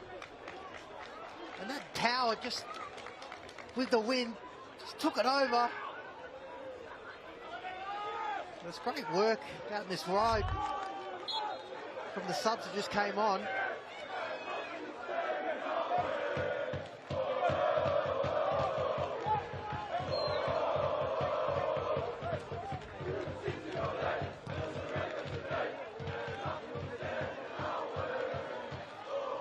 Back by Jankovic. Falls to Max Mikola. It's crunched in the challenge by Amanzi. We've got the ball away. Advantage play. Mir Abdullah loses his footing. Turnover. South Melbourne now. Work it out to the left flank. Sawyer's out there. Players hustling to get into the box. They're exhausted, but there they go. It's Sawyer. Laying it off, Barcia looking to arrive and welly it into that top corner. Couldn't make proper contact. But again, it's Harrison Sawyer just running these channels and able to get control of the ball and see where his players are. You can see what he was trying to do there, just lay it into the path. But when you get tired legs and you get tired to the point of hitting that ball, just couldn't seem to keep it on target. Mario Barcia, former Oceania champion, he was part of Team Wellington. He's played at a Club World Cup. Long decorated career for the Argentine, even before he landed in Australia. Because that is one of these carrots that these sides are playing for, Archie. The winner of the Australia Cup goes into the ACL too. South Melbourne, they're a former continental champion. They're former Oceania champions. Looking to potentially get back into continental play in Asia. Yeah, I remember when South Melbourne went and played in that competition. Back in the glory days of South Melbourne. Such a great team, and especially in that 90s. It was in the 90s, wasn't it? Yeah, well, you played them coming up, Arch, when you were part of Carlton and the Gippsland Falcons. Oh, they were stacked with quality players. How tough was it to go to Bob Jones Stadium and play South Melbourne in those days? Lozanowski, Trimboli, Butsianis, Anastasiadis. I mean, you could just go through the whole list.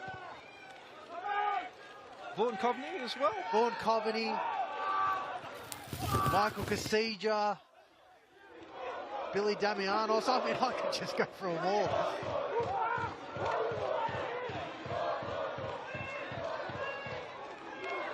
Oysal trying to wind up, couldn't bend it back.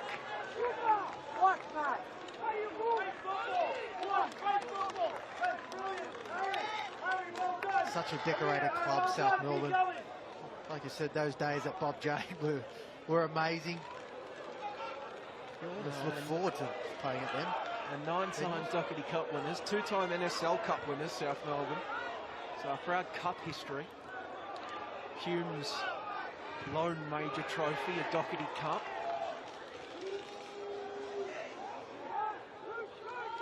South's latest Doherty Cup coming this year when they beat the Oakley Cannons.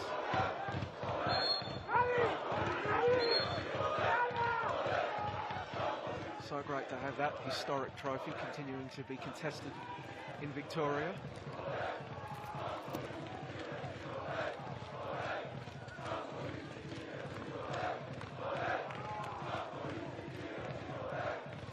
Here we go, less than 5 minutes of regulation remaining. The 87th minute. Both of these sides are clearly exhausted. But if they cannot find a way past Javier Diaz-Lopez or Michael Weir, they will have to go 30 minutes longer at minimum. We've already seen one penalty shootout, you and I, Archie Thompson. Yeah, they are a tough way to go out, but if you do win them. Imagine the knee slides from whichever team wins the penalty shootout. Incredible. In this weather, if we get to that point. Just a quick announcement for those that have bought raffle tickets. Well, if Hume City managed to go through, you can imagine that grandstand's just going to erupt. And some lucky soul in the grandstand has won the raffle. It's being read out. Wonder if it's an umbrella. Did you buy a ticket, Archie? Red B42. See that? Have a red B74. The red B74, you've won the raffle. Please come up to the main counter in the restaurant and show your ticket to the bar staff there. Thank you. What do you reckon, a meat platter? Maybe. Love a meat platter. I mean, Lockie Weir on the ball, he certainly bought a ticket a few moments ago, levelling this tie up. Abdullah now.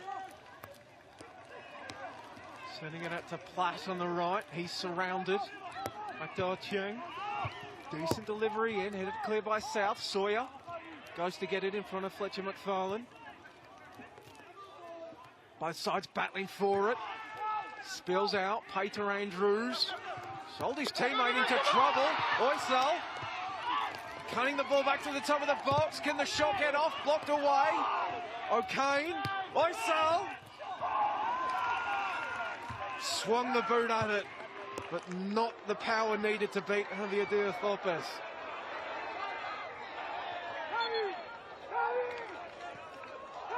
Well, I think that ball was meant for the goalkeeper, Xavi. And after this phase of play, you could see Mikel Platt just had his arms up in the air. If Abdullah maybe had played that ball nice and early to him, he was in acres of space.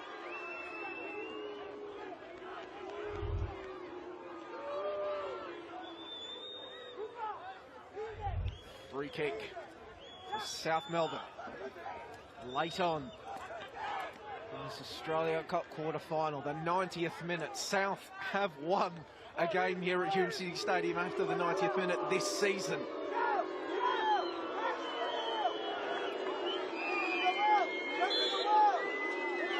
Can they do so again? Delivery in Glacy, heading it back across. Barcia couldn't bring it down. Painter Andrews just sends that into the night sky. Yeah, Painter Andrews, definitely not the right option there. It's always going to be difficult to have any kind of accuracy with that ball bouncing like that. Better option would have been just to try to get that ball back into that dangerous area. We see that with that goal that South Melbourne got, that Hume City switch off in that second phase. We've got 4 minutes of added time confirmed here in Broadmeadows. Musso getting the ball from Platt. The overlap from Weir. Delivery in. Cleared away.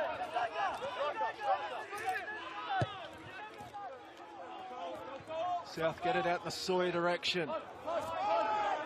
Manzi was brave to come in and take it off his boot. Ashcroft. Georgian. Abdullah. We see a moment of magic from there, Abdullah. Kept the ball low at the top of the box, only to find a defender. Chaos. This pass for Sawyer took a deflection, but the South number 9 keeps it in. He's gone round one. Well, he's bustled past one before he sends it to Max Mikkola. Winding up, Max Mikkola! Sends it wide. That did not miss by much. And again, great work from Harris and Sawyer. He does so well, picking up, like I said, these channel runs. He's able to bring players in. Yes, sliding through. Got it to Painter Andrews. Chaos now. Over the head of his teammates, but Bernarda cleans up. Bernarda looking for Sawyer. Headed away. Abdullah getting back to help out, laying it off. Watching, just knocking it into space, and he's going to try to chase it down himself, and he did pretty well. A massive collision between him and Jankovic.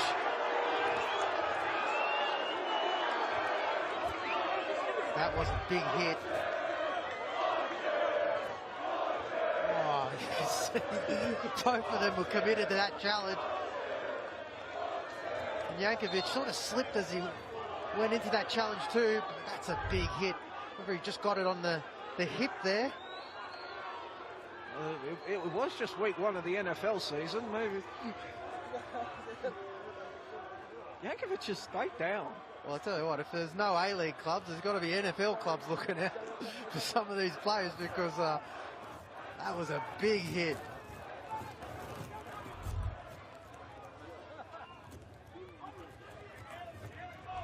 Well, yeah, you could just see it just bounced off his the right side of his hip. Well, all of this time, ostensibly, is going to be added on before the final whistle.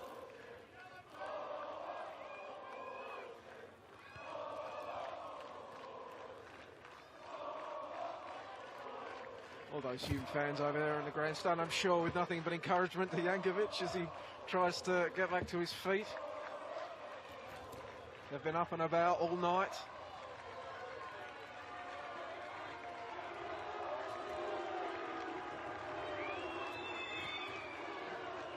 Yes, I'm sure that cheer as he got to his feet was completely genuine and in no way sarcastic. As the ball is knocked out to the flank of Painter Andrews. He goes back central. And Glacy, high ball forward. Mikkola headed it down, not to a teammate's advantage. Abdullah kept it in and then was bundled over, and that'll be a free kick and a booking.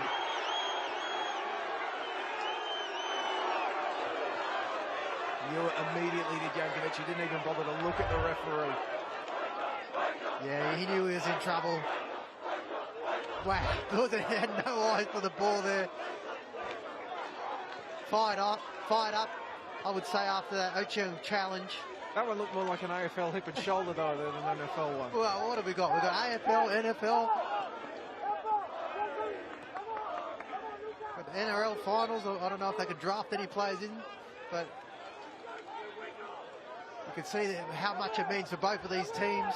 Still throwing their body about in the 94th minute. Desperate late areas for both of these sides if they are to win it. Inside regulation, Platt holding it up, surrounded by blue shirts, loses the ball, stays down. Hume wanted a free kick, it's not coming. Sawyer, he's holding it up. What strength from Harrison Sawyer as he keeps going, laying it off. Ball through for Max Mikkola. Bernarda, space on the left flank. Players crashing into the box. Mikkola strikes at Weir. And the sides cannot be separated after 90 minutes here at Hume City Stadium. We are going to extra time in this Australia Cup quarter-final between Hume City and South Melbourne. Harrison Sawyer cancelling out Josh Bingham's early goal. Max Nicola subsequently putting South ahead, only for Lockie Weir to answer back 2 minutes later and restore this game to an equilibrium that would hold throughout the remaining 15 minutes. It's been a barnstormer, Archie Thompson. Oh, it's been incredible. South Melbourne needed that goal nice and early, and they got it. Then they took the lead, and you're for all money that would go on. There was still a lot of football to be played, but the way that Hume City responded, and then it was just back and forth, some really heavy challenges. You can see both teams really sucking in the big ones. Got the gels, got the pickle juice, whatever it takes. So we can see some of the highlights here, Arch, from that first half. The Bingham first goal, just meeting the ball whipped in. Such a good delivery there from Oncheng as well, picking out his man. Josh Bingham did start that phase of play, and it was a perfect run. No one was really following him. And then here's the handball decision as well, clear as day. Yeah, just a bit of a naive challenge there. And Sawyer smack into the top corner of the net. No mistakes, as there was the case in the round of 16 against Olympic. We're set the wrong way, and then the big coming together between him and the whole Bernardo. That was such a perfect ball, really just between the two defenders, but not the defenders just didn't know where the attacker was, and that Nicola was a wonderful finish. Perfect glancing header, leaving Michael Weir with nothing that he could do. You could see Esteban Quintas switch on. That didn't last for very Well, they didn't switch on, did they? Because then immediately they all just stood off, and Lockie Weir, his right leg certainly not just for standing on, absolutely smashing that one beyond Lopez. He didn't even make an attempt to save it. It was hit with that much venom to tie this game up. Well, it was an amazing strike, but as a South Melbourne defender, he was allowed to have 2 easy touches to really just set himself up, but doesn't take away from the strike. It was just amazing. Absolute limbs in the grandstand when that one went in, and now these two coaches, David Chick and Esteban Quintas, trying to find the words, trying to find the inspiration to spur their sides onwards and into the semi-finals of the Australia Cup. And I have to ask you, Archie Thompson, you look at these two sides. South Melbourne played in a losing grand final on the weekend. Hume haven't played since being eliminated by South Melbourne in the NPL Men's Victoria semi-finals. Is that advantage Hume coming in with more rest? Well, to be honest, both of these teams have been very, very even. It's one of those games where it's really ebbed and flowed. Both teams have had their patches of football where they've dominated. You'd have to feel for South Melbourne's final on the weekend. They've been probably one of the best sides in the NPL season. I'm sure the manager's rallying in there saying, come on guys, this is a really great opportunity. We had a setback on the weekend, but this is an opportunity, like I said, to right those wrongs. For Hume City, they got knocked out by South Melbourne to get into the semi-finals. They've played them 4 times and lost every one. So there's, they probably want to change what's them results. Vengeance. Perfect word to use. And it's really survival of the fittest. And I was just watching the coin toss.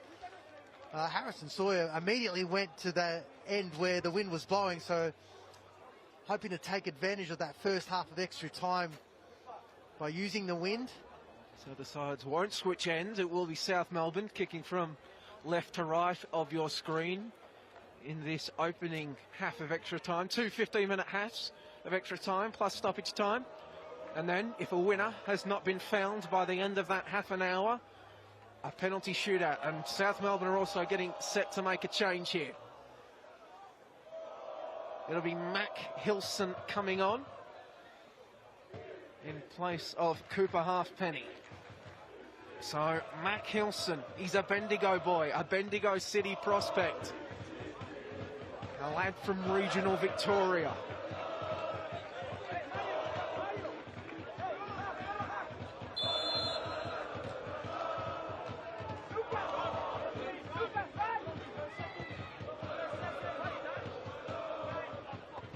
Headed on by Bingham. To Platt. Oysal. Oh, great feet from Oysal before he eventually, I think at the fourth defender, loses the ball. But Hume retained possession. Ashcroft.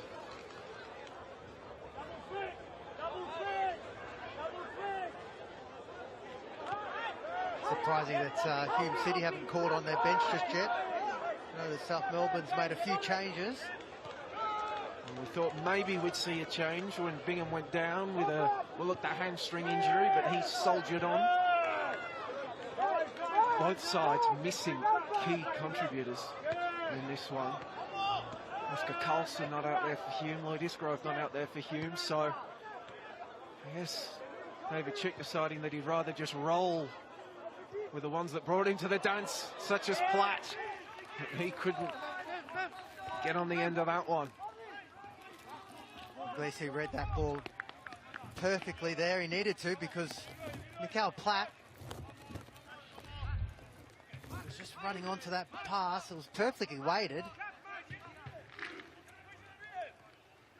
Corner kick for the hosts. It's really blasted.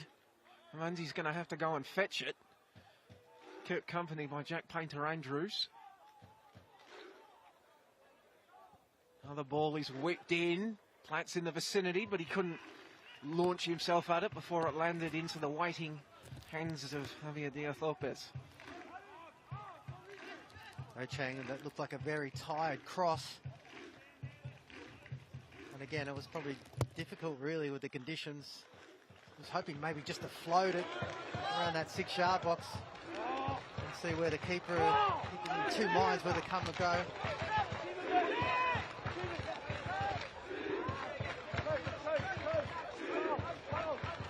Quintas has gone deep into his bench in this game, missing a couple of players because they were cut tight, some of these mid-season additions that South Melbourne made.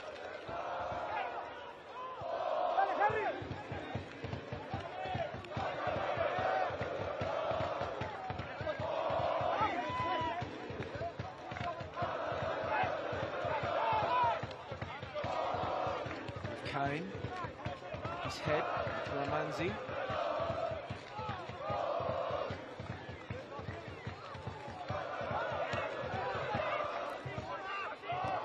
Kane. Lockie Weir keeps it low along the turf, looking for Bingham.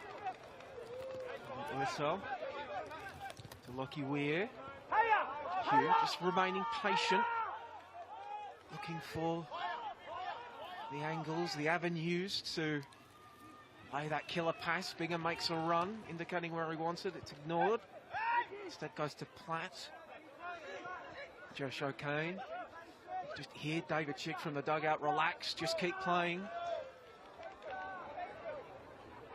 They're not going to lose this game while they've got the ball.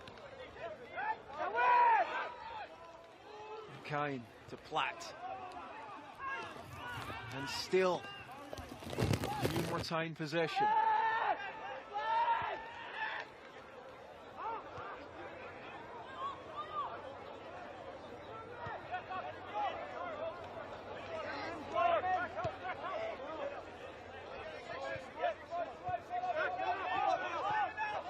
Weir. Check. Lindsay. Check. The touch. O'Kane turns. Oysal lofts it in towards the back peg. Platt has it ball to it. Platt drags it across the face of goal. No red shirts there to meet it as it did. But Hume still coming. O'Kane we had the perfect angle on that one from our broadcast position, Archie, just trying to bend it into the top corner. Yeah, he did try, But a great opportunity for Mikhail Platt. Just got his body shape all wrong. Couldn't seem to get the ball down quick enough. But it was patient build-up by Hume City. It just looked like they were just waiting for that opening, and they found it beautifully. Well, here we go, a change now coming for Hume City, and Bingham will not be able to continue anymore.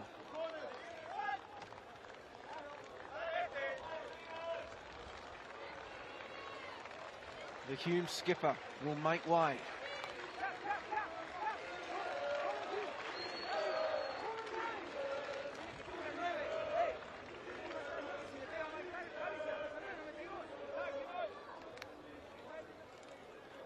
Will be Ora Itse, the man to replace him.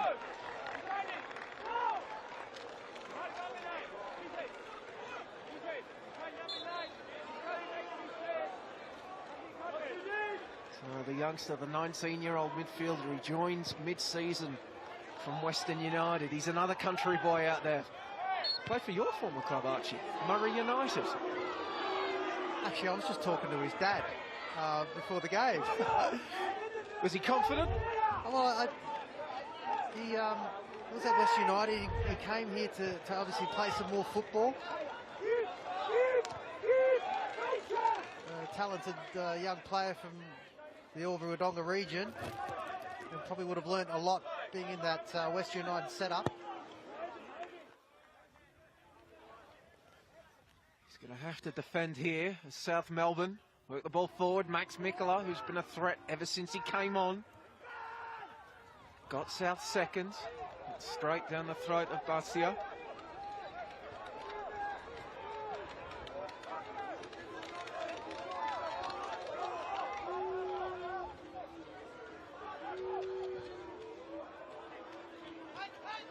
For Sawyer, as it get away from him.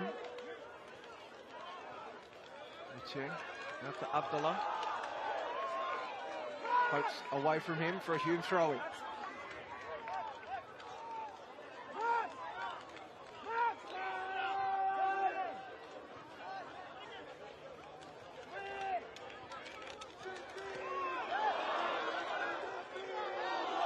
Kane. Brought down by Bernardo. That'll be a free kick after he rescued possession for Hume. Yeah, he done really well there. Manzi just got his body shape wrong when he received that pass. His pocket pick, but Kane did really well to win that back and get a free kick.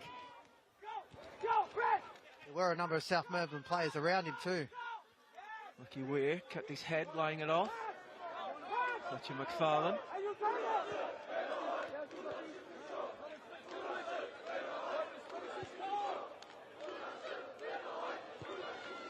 Ashcroft.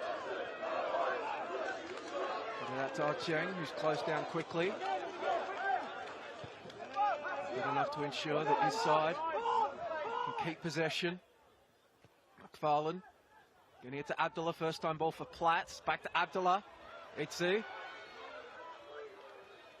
Lost his footing. Results in a turnover. Mac Hilson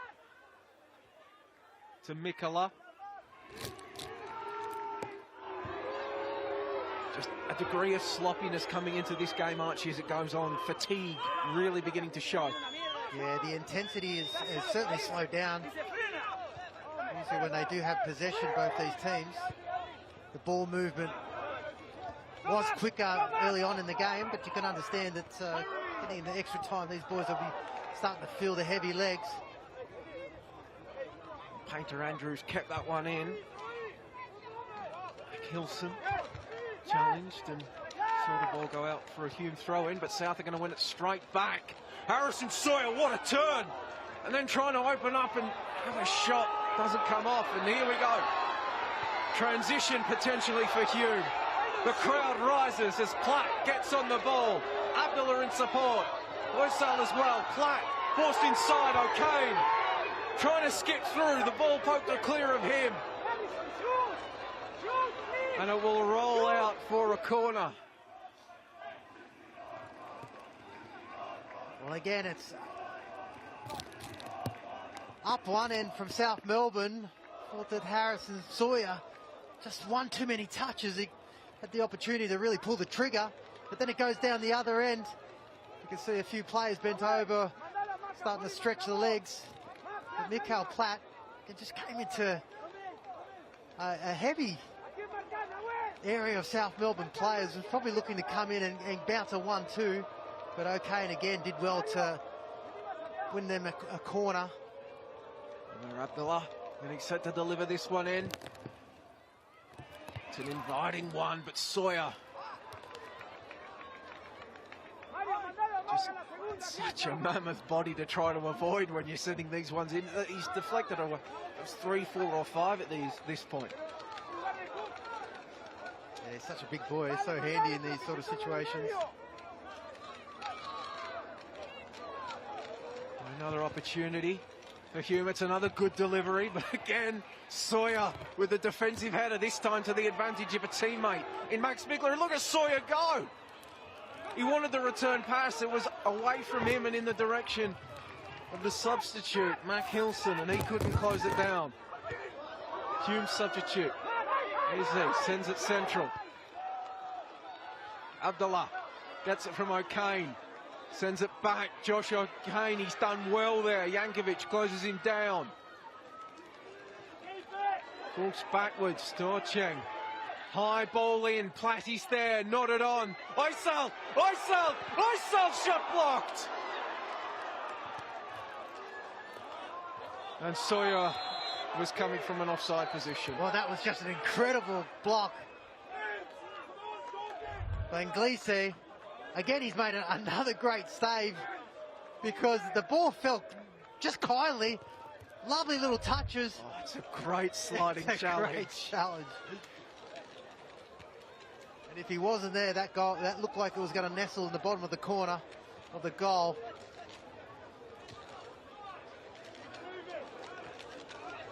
But Hilson there, you wanted to having the fresh leg, but sometimes as a substitute, people think you got fresh legs, you come into the game, but it's hard to get up to the intensity of the game, even if it looks like it's slow.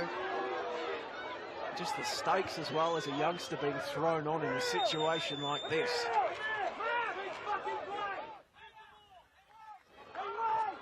Hume, go back to Michael Weir. Carla Manzi. Back to Fletcher McFarlane. Harry Ashcroft.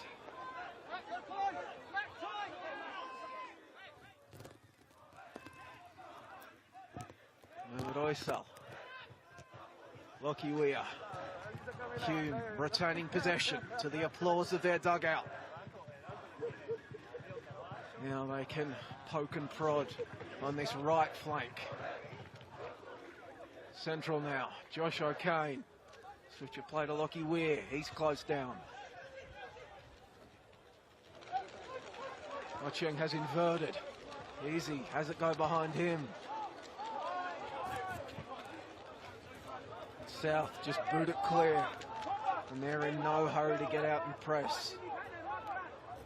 Less than 2 minutes of this opening half of extra time remaining. Can't imagine we'll have too much stoppage time.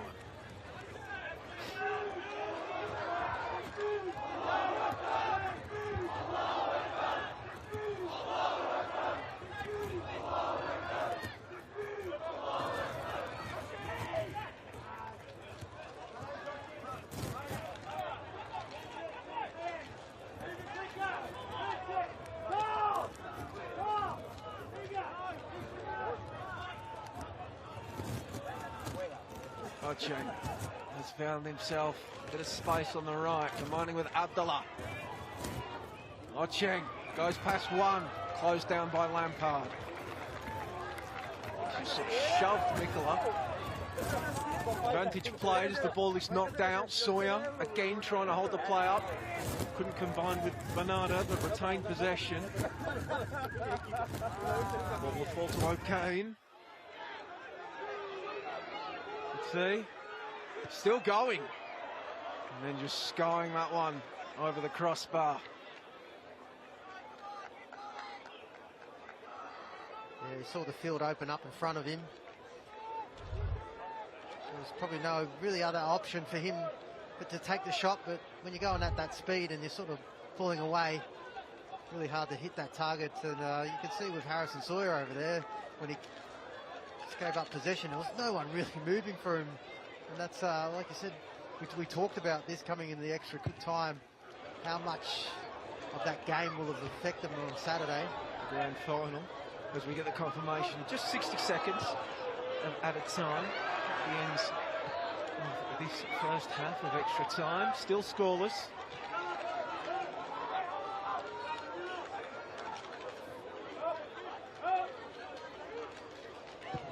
And South knock it forward. Hilson brings it down and lays it off. Greasy. Switch of play. It's Mikola. Wanted to find the run of Sawyer, instead it's deflected out for a corner. Mikola, yeah, found himself in a good position there. Probably would have been better just to loft one to the back post instead of going hard with that defender in front of him. There were a couple of South Melbourne players making that back post run. But he's got himself a corner. Here we go.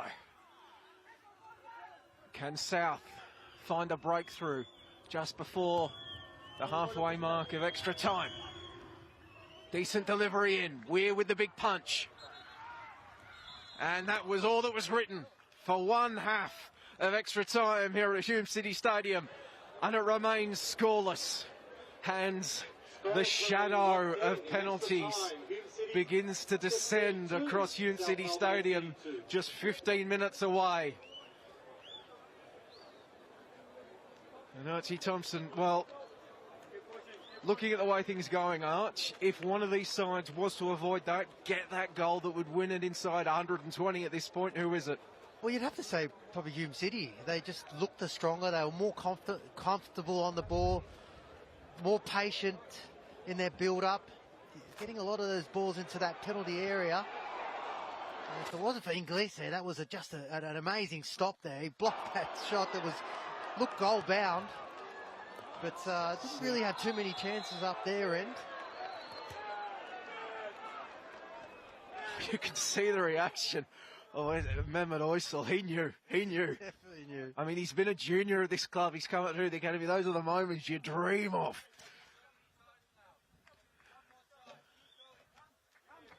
Now it's really down to how much is left in the tank. And, I will have to say that South Melbourne did look the tireder of the two teams in that first extra time. Perhaps not surprising, given their NPL Men Victoria Grand Final commitments on the weekends. Hume City, can they run over the top of their rivals? Or can South Melbourne find a way to stay in this one? And we'll set up a meeting with either the Oakley Cannons or MacArthur Bulls in a semi-final. The winner of that will play either Moreton City Excelsior, Melbourne Victory, the Western Sydney Wanderers, or Adelaide United.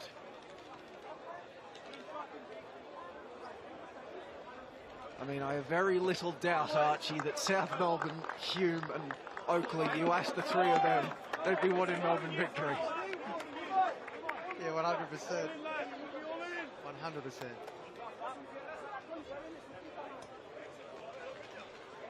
Well, that Oakley and MacArthur meeting that we've got coming up later in the week, a rematch of the semi-final from a few years ago, in which the Bulls advanced and subsequently defeated Sydney United in the Australia Cup final. I was there when Oakley Cannons beat Heidelberg. I thought that was probably one of the matches of the round for me. The way that both teams played their football, and the way that Oakley Cannons have really turned it up this back end of the season, winning the NPL Grand Final.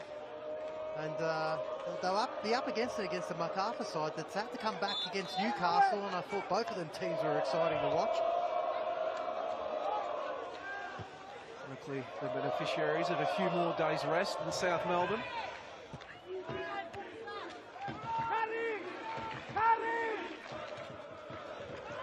Abdullah goes down. It'll be a free kick.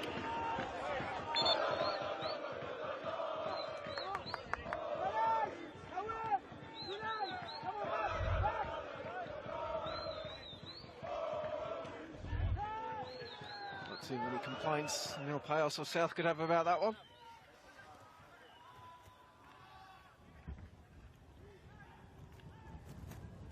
All displayed down the right flank. South can't come up with it cleanly.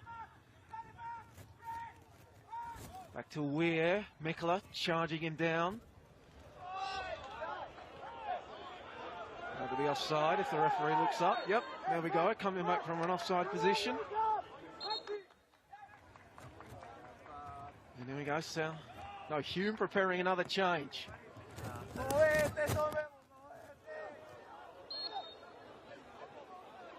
Bosdogan coming on for Fletcher McFarlane.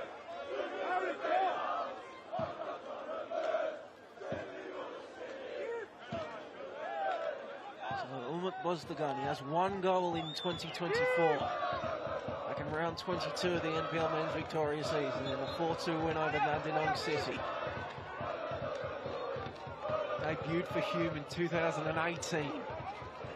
Part of the furniture here. Can he inspire his side in this one? Great play by Harrison Sawyer again. He just find that pocket of space to run into. Did well to bring that ball down and win himself the corner. It's going to be so important for South Melbourne in this second part of extra time as an outlet and to try and create something. Payos across to take this one. Out swinging, right-footed effort. High ball, but Weir. Safe as houses. Brings it down. And then look at the length on that throw as Oysel tries to chase it down. Completely shifted field position with one flick of his wrist. Yeah, incredible, just using the conditions. And if anything, I feel like the wind's actually picked up a little bit. The rain has gone, but the wind has picked up. Mercifully not as much as the Melbourne City game. No, definitely not. But this does suit Hume City running with the wind, especially against a South Melbourne team that will be tiring. Abdullah has the ball ricochet off a teammate. Fights to win it back and has the support of Josh O'Kane. I feel O'Kane's been tremendous in that midfield. The amount of running and winning the ball back.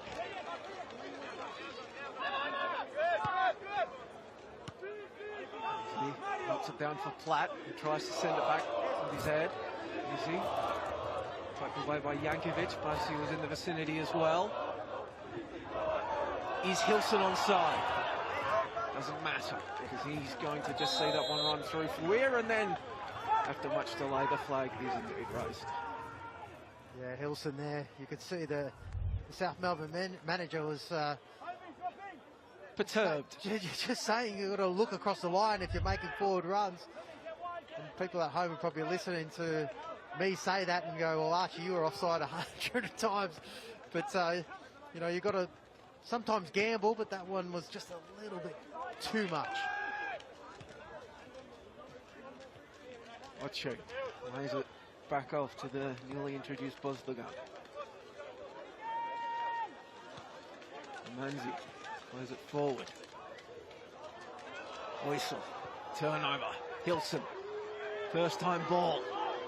South trying to charge down this right flank. The sliding challenge sees it put out for a corner kick. That was a cheap giveaway for Ursel. Again, you don't want to be giving up possession, especially when everyone's tired. Max Mikola jogging across to take this one. Sawyer and Glacy and Yankovic at the top of the box. It's Nahul Banada, who's gone to occupy the territory near we are. Just off the head of Inglacy. And it goes out for a goal kick. Just able to work the South man under the ball was the Hume defence. Better option there, I think, for Inglacy. He was obviously trying to head it down towards goal. Would have probably been on second thought. It was on second sight there. It did look a little bit more difficult. I was thinking he could have headed it back across to goal, the way that ball was coming in. So Hume preparing another change.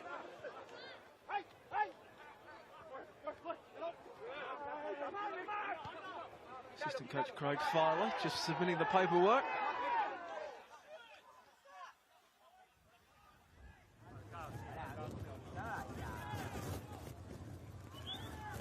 Sounds like South as well, preparing to make a change, both teams.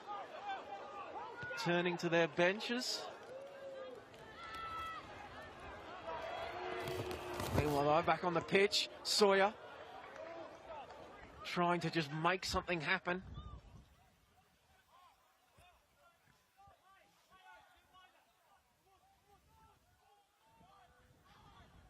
The search for a winning goal goes on.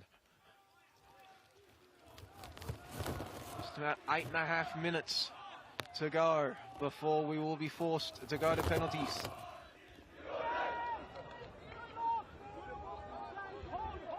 As a gust of wind buffets the stadium.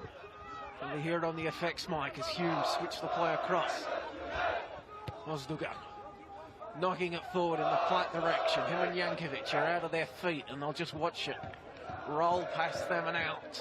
Yeah, for a goal kick. A little bit too much to ask for Mikael Platt to run onto that. The City coach was just saying, Osdugan, maybe just keep possession a little bit.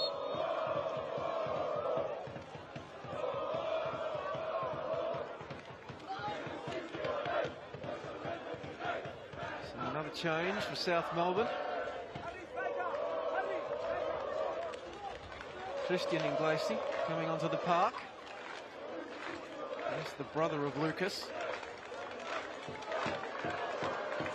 And it's Mac Hilson, who himself is a substitute coming off. So is that a sub with penalties in mind, or was Esteban very mad about the offside? I don't think he was too happy with the way that Hilson was making his runs or his impact on the game.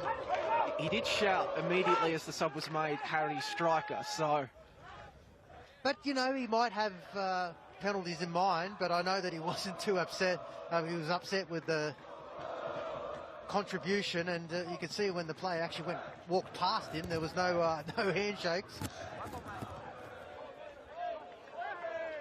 I don't think anyone likes to be subbed on and then subbed off. I don't think that's ever happened in my career. Of course that happened to you, Archie. You were too good, weren't you? My ego wouldn't have taken too kindly to that. Toys out of the pram. Oh, 100%.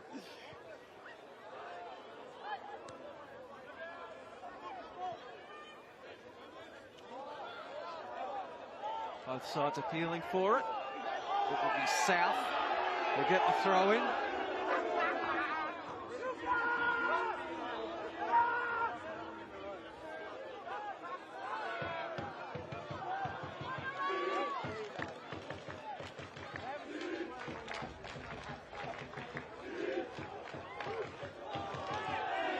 Sawyer nodding it on. Bernarda. Good sliding challenge there coming in by Kalamanzi. High ball in, Mickle is there, it's going to fall, and it's going to be turned in! Has he sent South Melbourne for the Final Four of the 2024 Australia Cup? He just ghosted in from left back, and he finds the back of the net with a huge goal for South Melbourne Hellas. Well, they can. It just really came from nothing. A ball that was lobbed in, and the bounce just favoured Lampard. As you can see here, they go up for the challenge. Ochang just watched the ball bounce past him, and it fell kindly to Lampard. And really all he had to do was head it back in the direction it came. And there was really not too much the goalkeeper can do about it. He just flopped at it, but he made the contact that he needed. And in extra time of this Australia Cup quarter-final, South Melbourne retake the lead.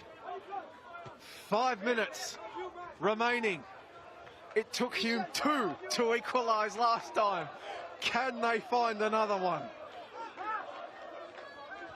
Or will South Melbourne hold on and make what would be their second modern Australia Cup semi-final, 4th overall? Well, this is where Hume City need to just stay calm, but move the ball quickly. Oh, this is moving pretty quick as the ball has advanced in before just real estate runs out. South just getting it clear. And this is where Hume City's been great in this extra time, is they've been able to keep possession. Now it's about the possession, but purposeful possession. Yeah, purpose and intensity. Start moving the ball forward. Here we go. Still plenty of time to get back into this game. Ochang, a veteran of these Australia Cup campaigns for Hume. Lays it off for Carl Imanzi. Platt waits on the shoulder of Jankovic at the top of the box.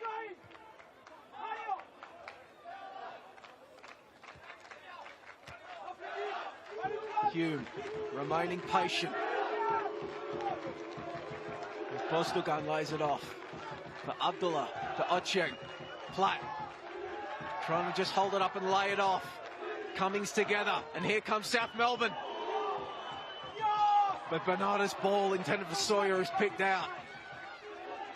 That was dangerous. Sawyer was in his own half. He wouldn't have been offside. Yeah, and Bernardo, he needed to be better in that situation. Ball whipped in. It's going to fall for Platt. Deflected away and fallen upon by Javier Diaz-Lopez. Well, again, he just couldn't get it down. Well, he got it down quick enough. He just couldn't get any power on it. But Bernardo, It took a touch as well, mate.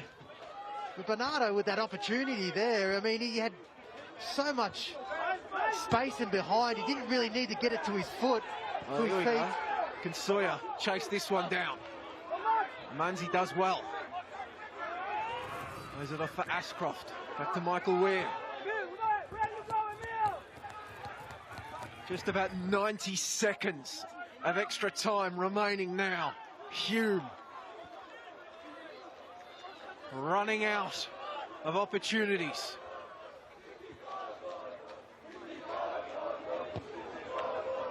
Ball dinked forward. Played down for Platt.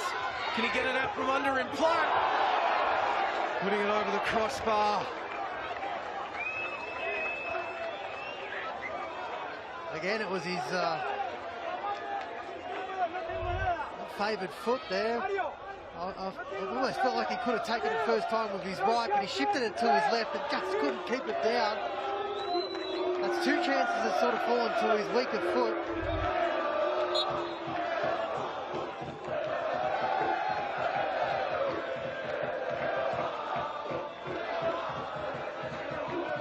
Sawyer nodding it on. Finding the touchline.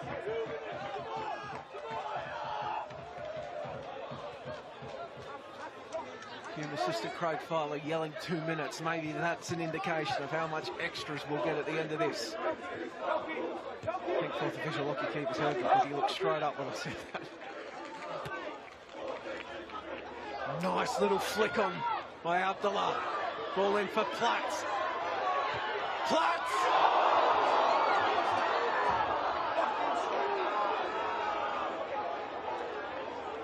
That's three big chances for Platt.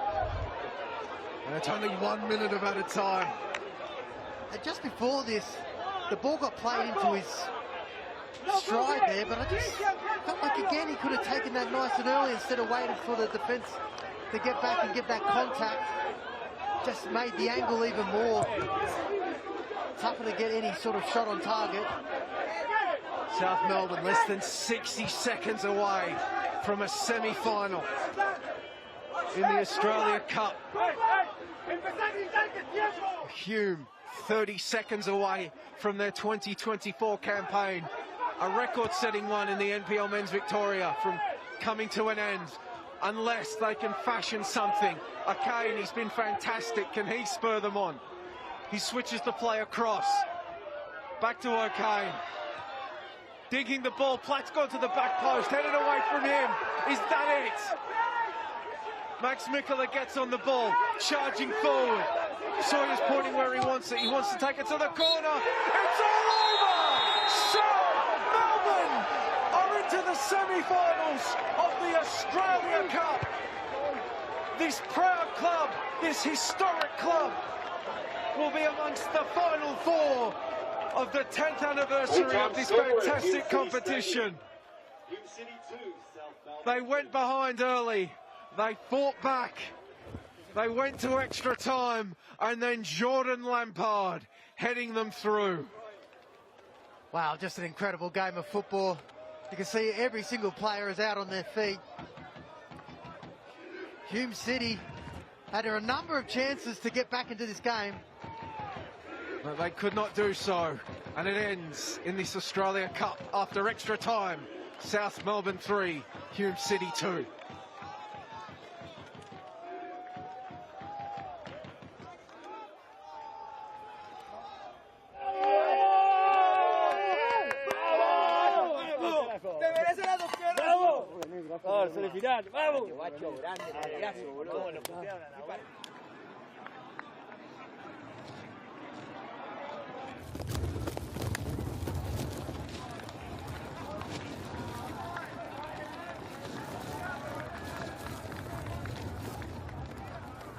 The scenes here at Hume City Stadium. Both sets of players are exhausted. They've known they've been in a hellacious battle here to try to book a place in the semi-final. It's one of the unfortunate realities of football. There must be a winner, Archie Thompson, but there must be a loser. But Hume, far from disgrace today. Yeah, both of these teams were excellent. It was one of those games, like I said, it ebbed and flowed. One team dominated, then another team dominated. And, you know, not too much of... It was just a cross that was sort of lumped into an area, and it just bounced favourably to Lampard, who was there on the right spot. But you can see here, it started off so well for Hume. Josh Bingham putting them ahead early. Yeah, and you can see how much he means to that team. He actually was the one that passed that ball out wide. He gambled with the run through the middle, and no one was really tracking that, and that was a good finish. And it started the night for Hume City. They were really good in that first half. You can see what it meant to the players, and this is where they... Just a brain fade. Yeah, definitely. Just reacting. Like they had that again, but it was a beautifully taken penalty from Harrison Sawyer. Unsavable is the adjective that comes to Tom's you could mind. see he just sort of glanced that last step before he hit it and saw that the keeper went to the wrong way. Bit of WWE after that. And then it was South taking the lead through Makala. Max Mikkola's just pinpoint header. And it was just the perfect ball. Use the pace of the ball, and great header, headed it down, and the speed of the cross do its work. And then it was the manager saying, focus, focus. Well, the focus didn't way to use your head. And yeah, you're right, because 2 minutes later, Lockie Weir blasting the ball into the top corner. As we can see in the picture-in-picture, the South players making their way over to their loyal fans, the Clarendon corner that will have travelled out to Broadmeadows for this game. They would have had their hearts in their mouths at that moment when Weir just rifled the ball into the back of the net, and the Hume fans, the limbs, they were up and about. And it felt like momentum was with Hume at that point. Yeah, definitely. And this is that cross that we're talking about. Not too much in it, but when the ball is allowed to bounce in that area, and then it just forced just kindly to Lampard, and he did everything right, kept the ball down, back to where it came from. You see Ocho just tired, couldn't really get anything near it, and just sneaking in between Ocheng and Amir Abdullah. And they did. But Hume City had 3 good chances to... Flat at the end, but he couldn't do it. You can see the relief on the face of Esteban Quintas when the full-time whistle went. Well, Archie, technically the treble for South Melbourne is still on. Doherty Cup, Premiership in the NPL Men's Victoria, and maybe an Australia Cup. As the stats there, both sides so close in it. As the Hume fans think we might as well get rid of the fireworks anyway, but the XG pretty much equal. Shots, Hume 23, South 19. Shots on target though, South Melbourne dominating on that. The possession stats inverting from the half-time break. But just 2 teams that were very evenly matched and going at it. Yeah, and very, very even. You can see the final third entries. Both of these teams coming into this game had that stat, probably the best stat in the Australia Cup. So we knew that there was going to be balls put into that 18-yard box. Who was going to gamble, who was going to come up trumps, and it was South Melbourne at the end. And they don't have to travel too far. Whoever they're going to face is going to be played here in Melbourne. So, well, for South Melbourne now, they won't have to leave Victoria for the entire tournament, because if they make the final, it'll be here in Melbourne. As we see coming up in the Australia Cup, Adelaide United, the Australia Cup specialists, against the other continental champions standing in this Australia Cup, former Asian champions, the Western Sydney Wanderers. That game coming up on 10 play as well should be an absolute barnstormer. 2 A-League men teams going at it, looking to book their place in the final 4 of this competition. Joining South Melbourne, Noel Bernarda, he's celebrating. Now that's the chairman, Nick Mykus, is in the room just having a cuddle with Esteban Quintas after the Argentine guides this club through to the final 4 of the Australia Cup. Another famous moment for a club that's got so many of them. Yeah, incredible. Really, really incredible. Look at the emotions on Noel Bernarda. Well, I mean, they've really put the disappointment of that NPL final on Saturday to bed, because they've got a real good opportunity in semi-finals. Well, it's been an absolute classic of the Australia Cup out here in Broadmeadows. It's been an absolute pleasure to have your company tonight. On behalf of Archie Thompson and the entire crew here at Hume City Stadium, I've been Joey Lynch. Thank you ever so much for your company here on 10 Play. The Australia Cup. What a tournament.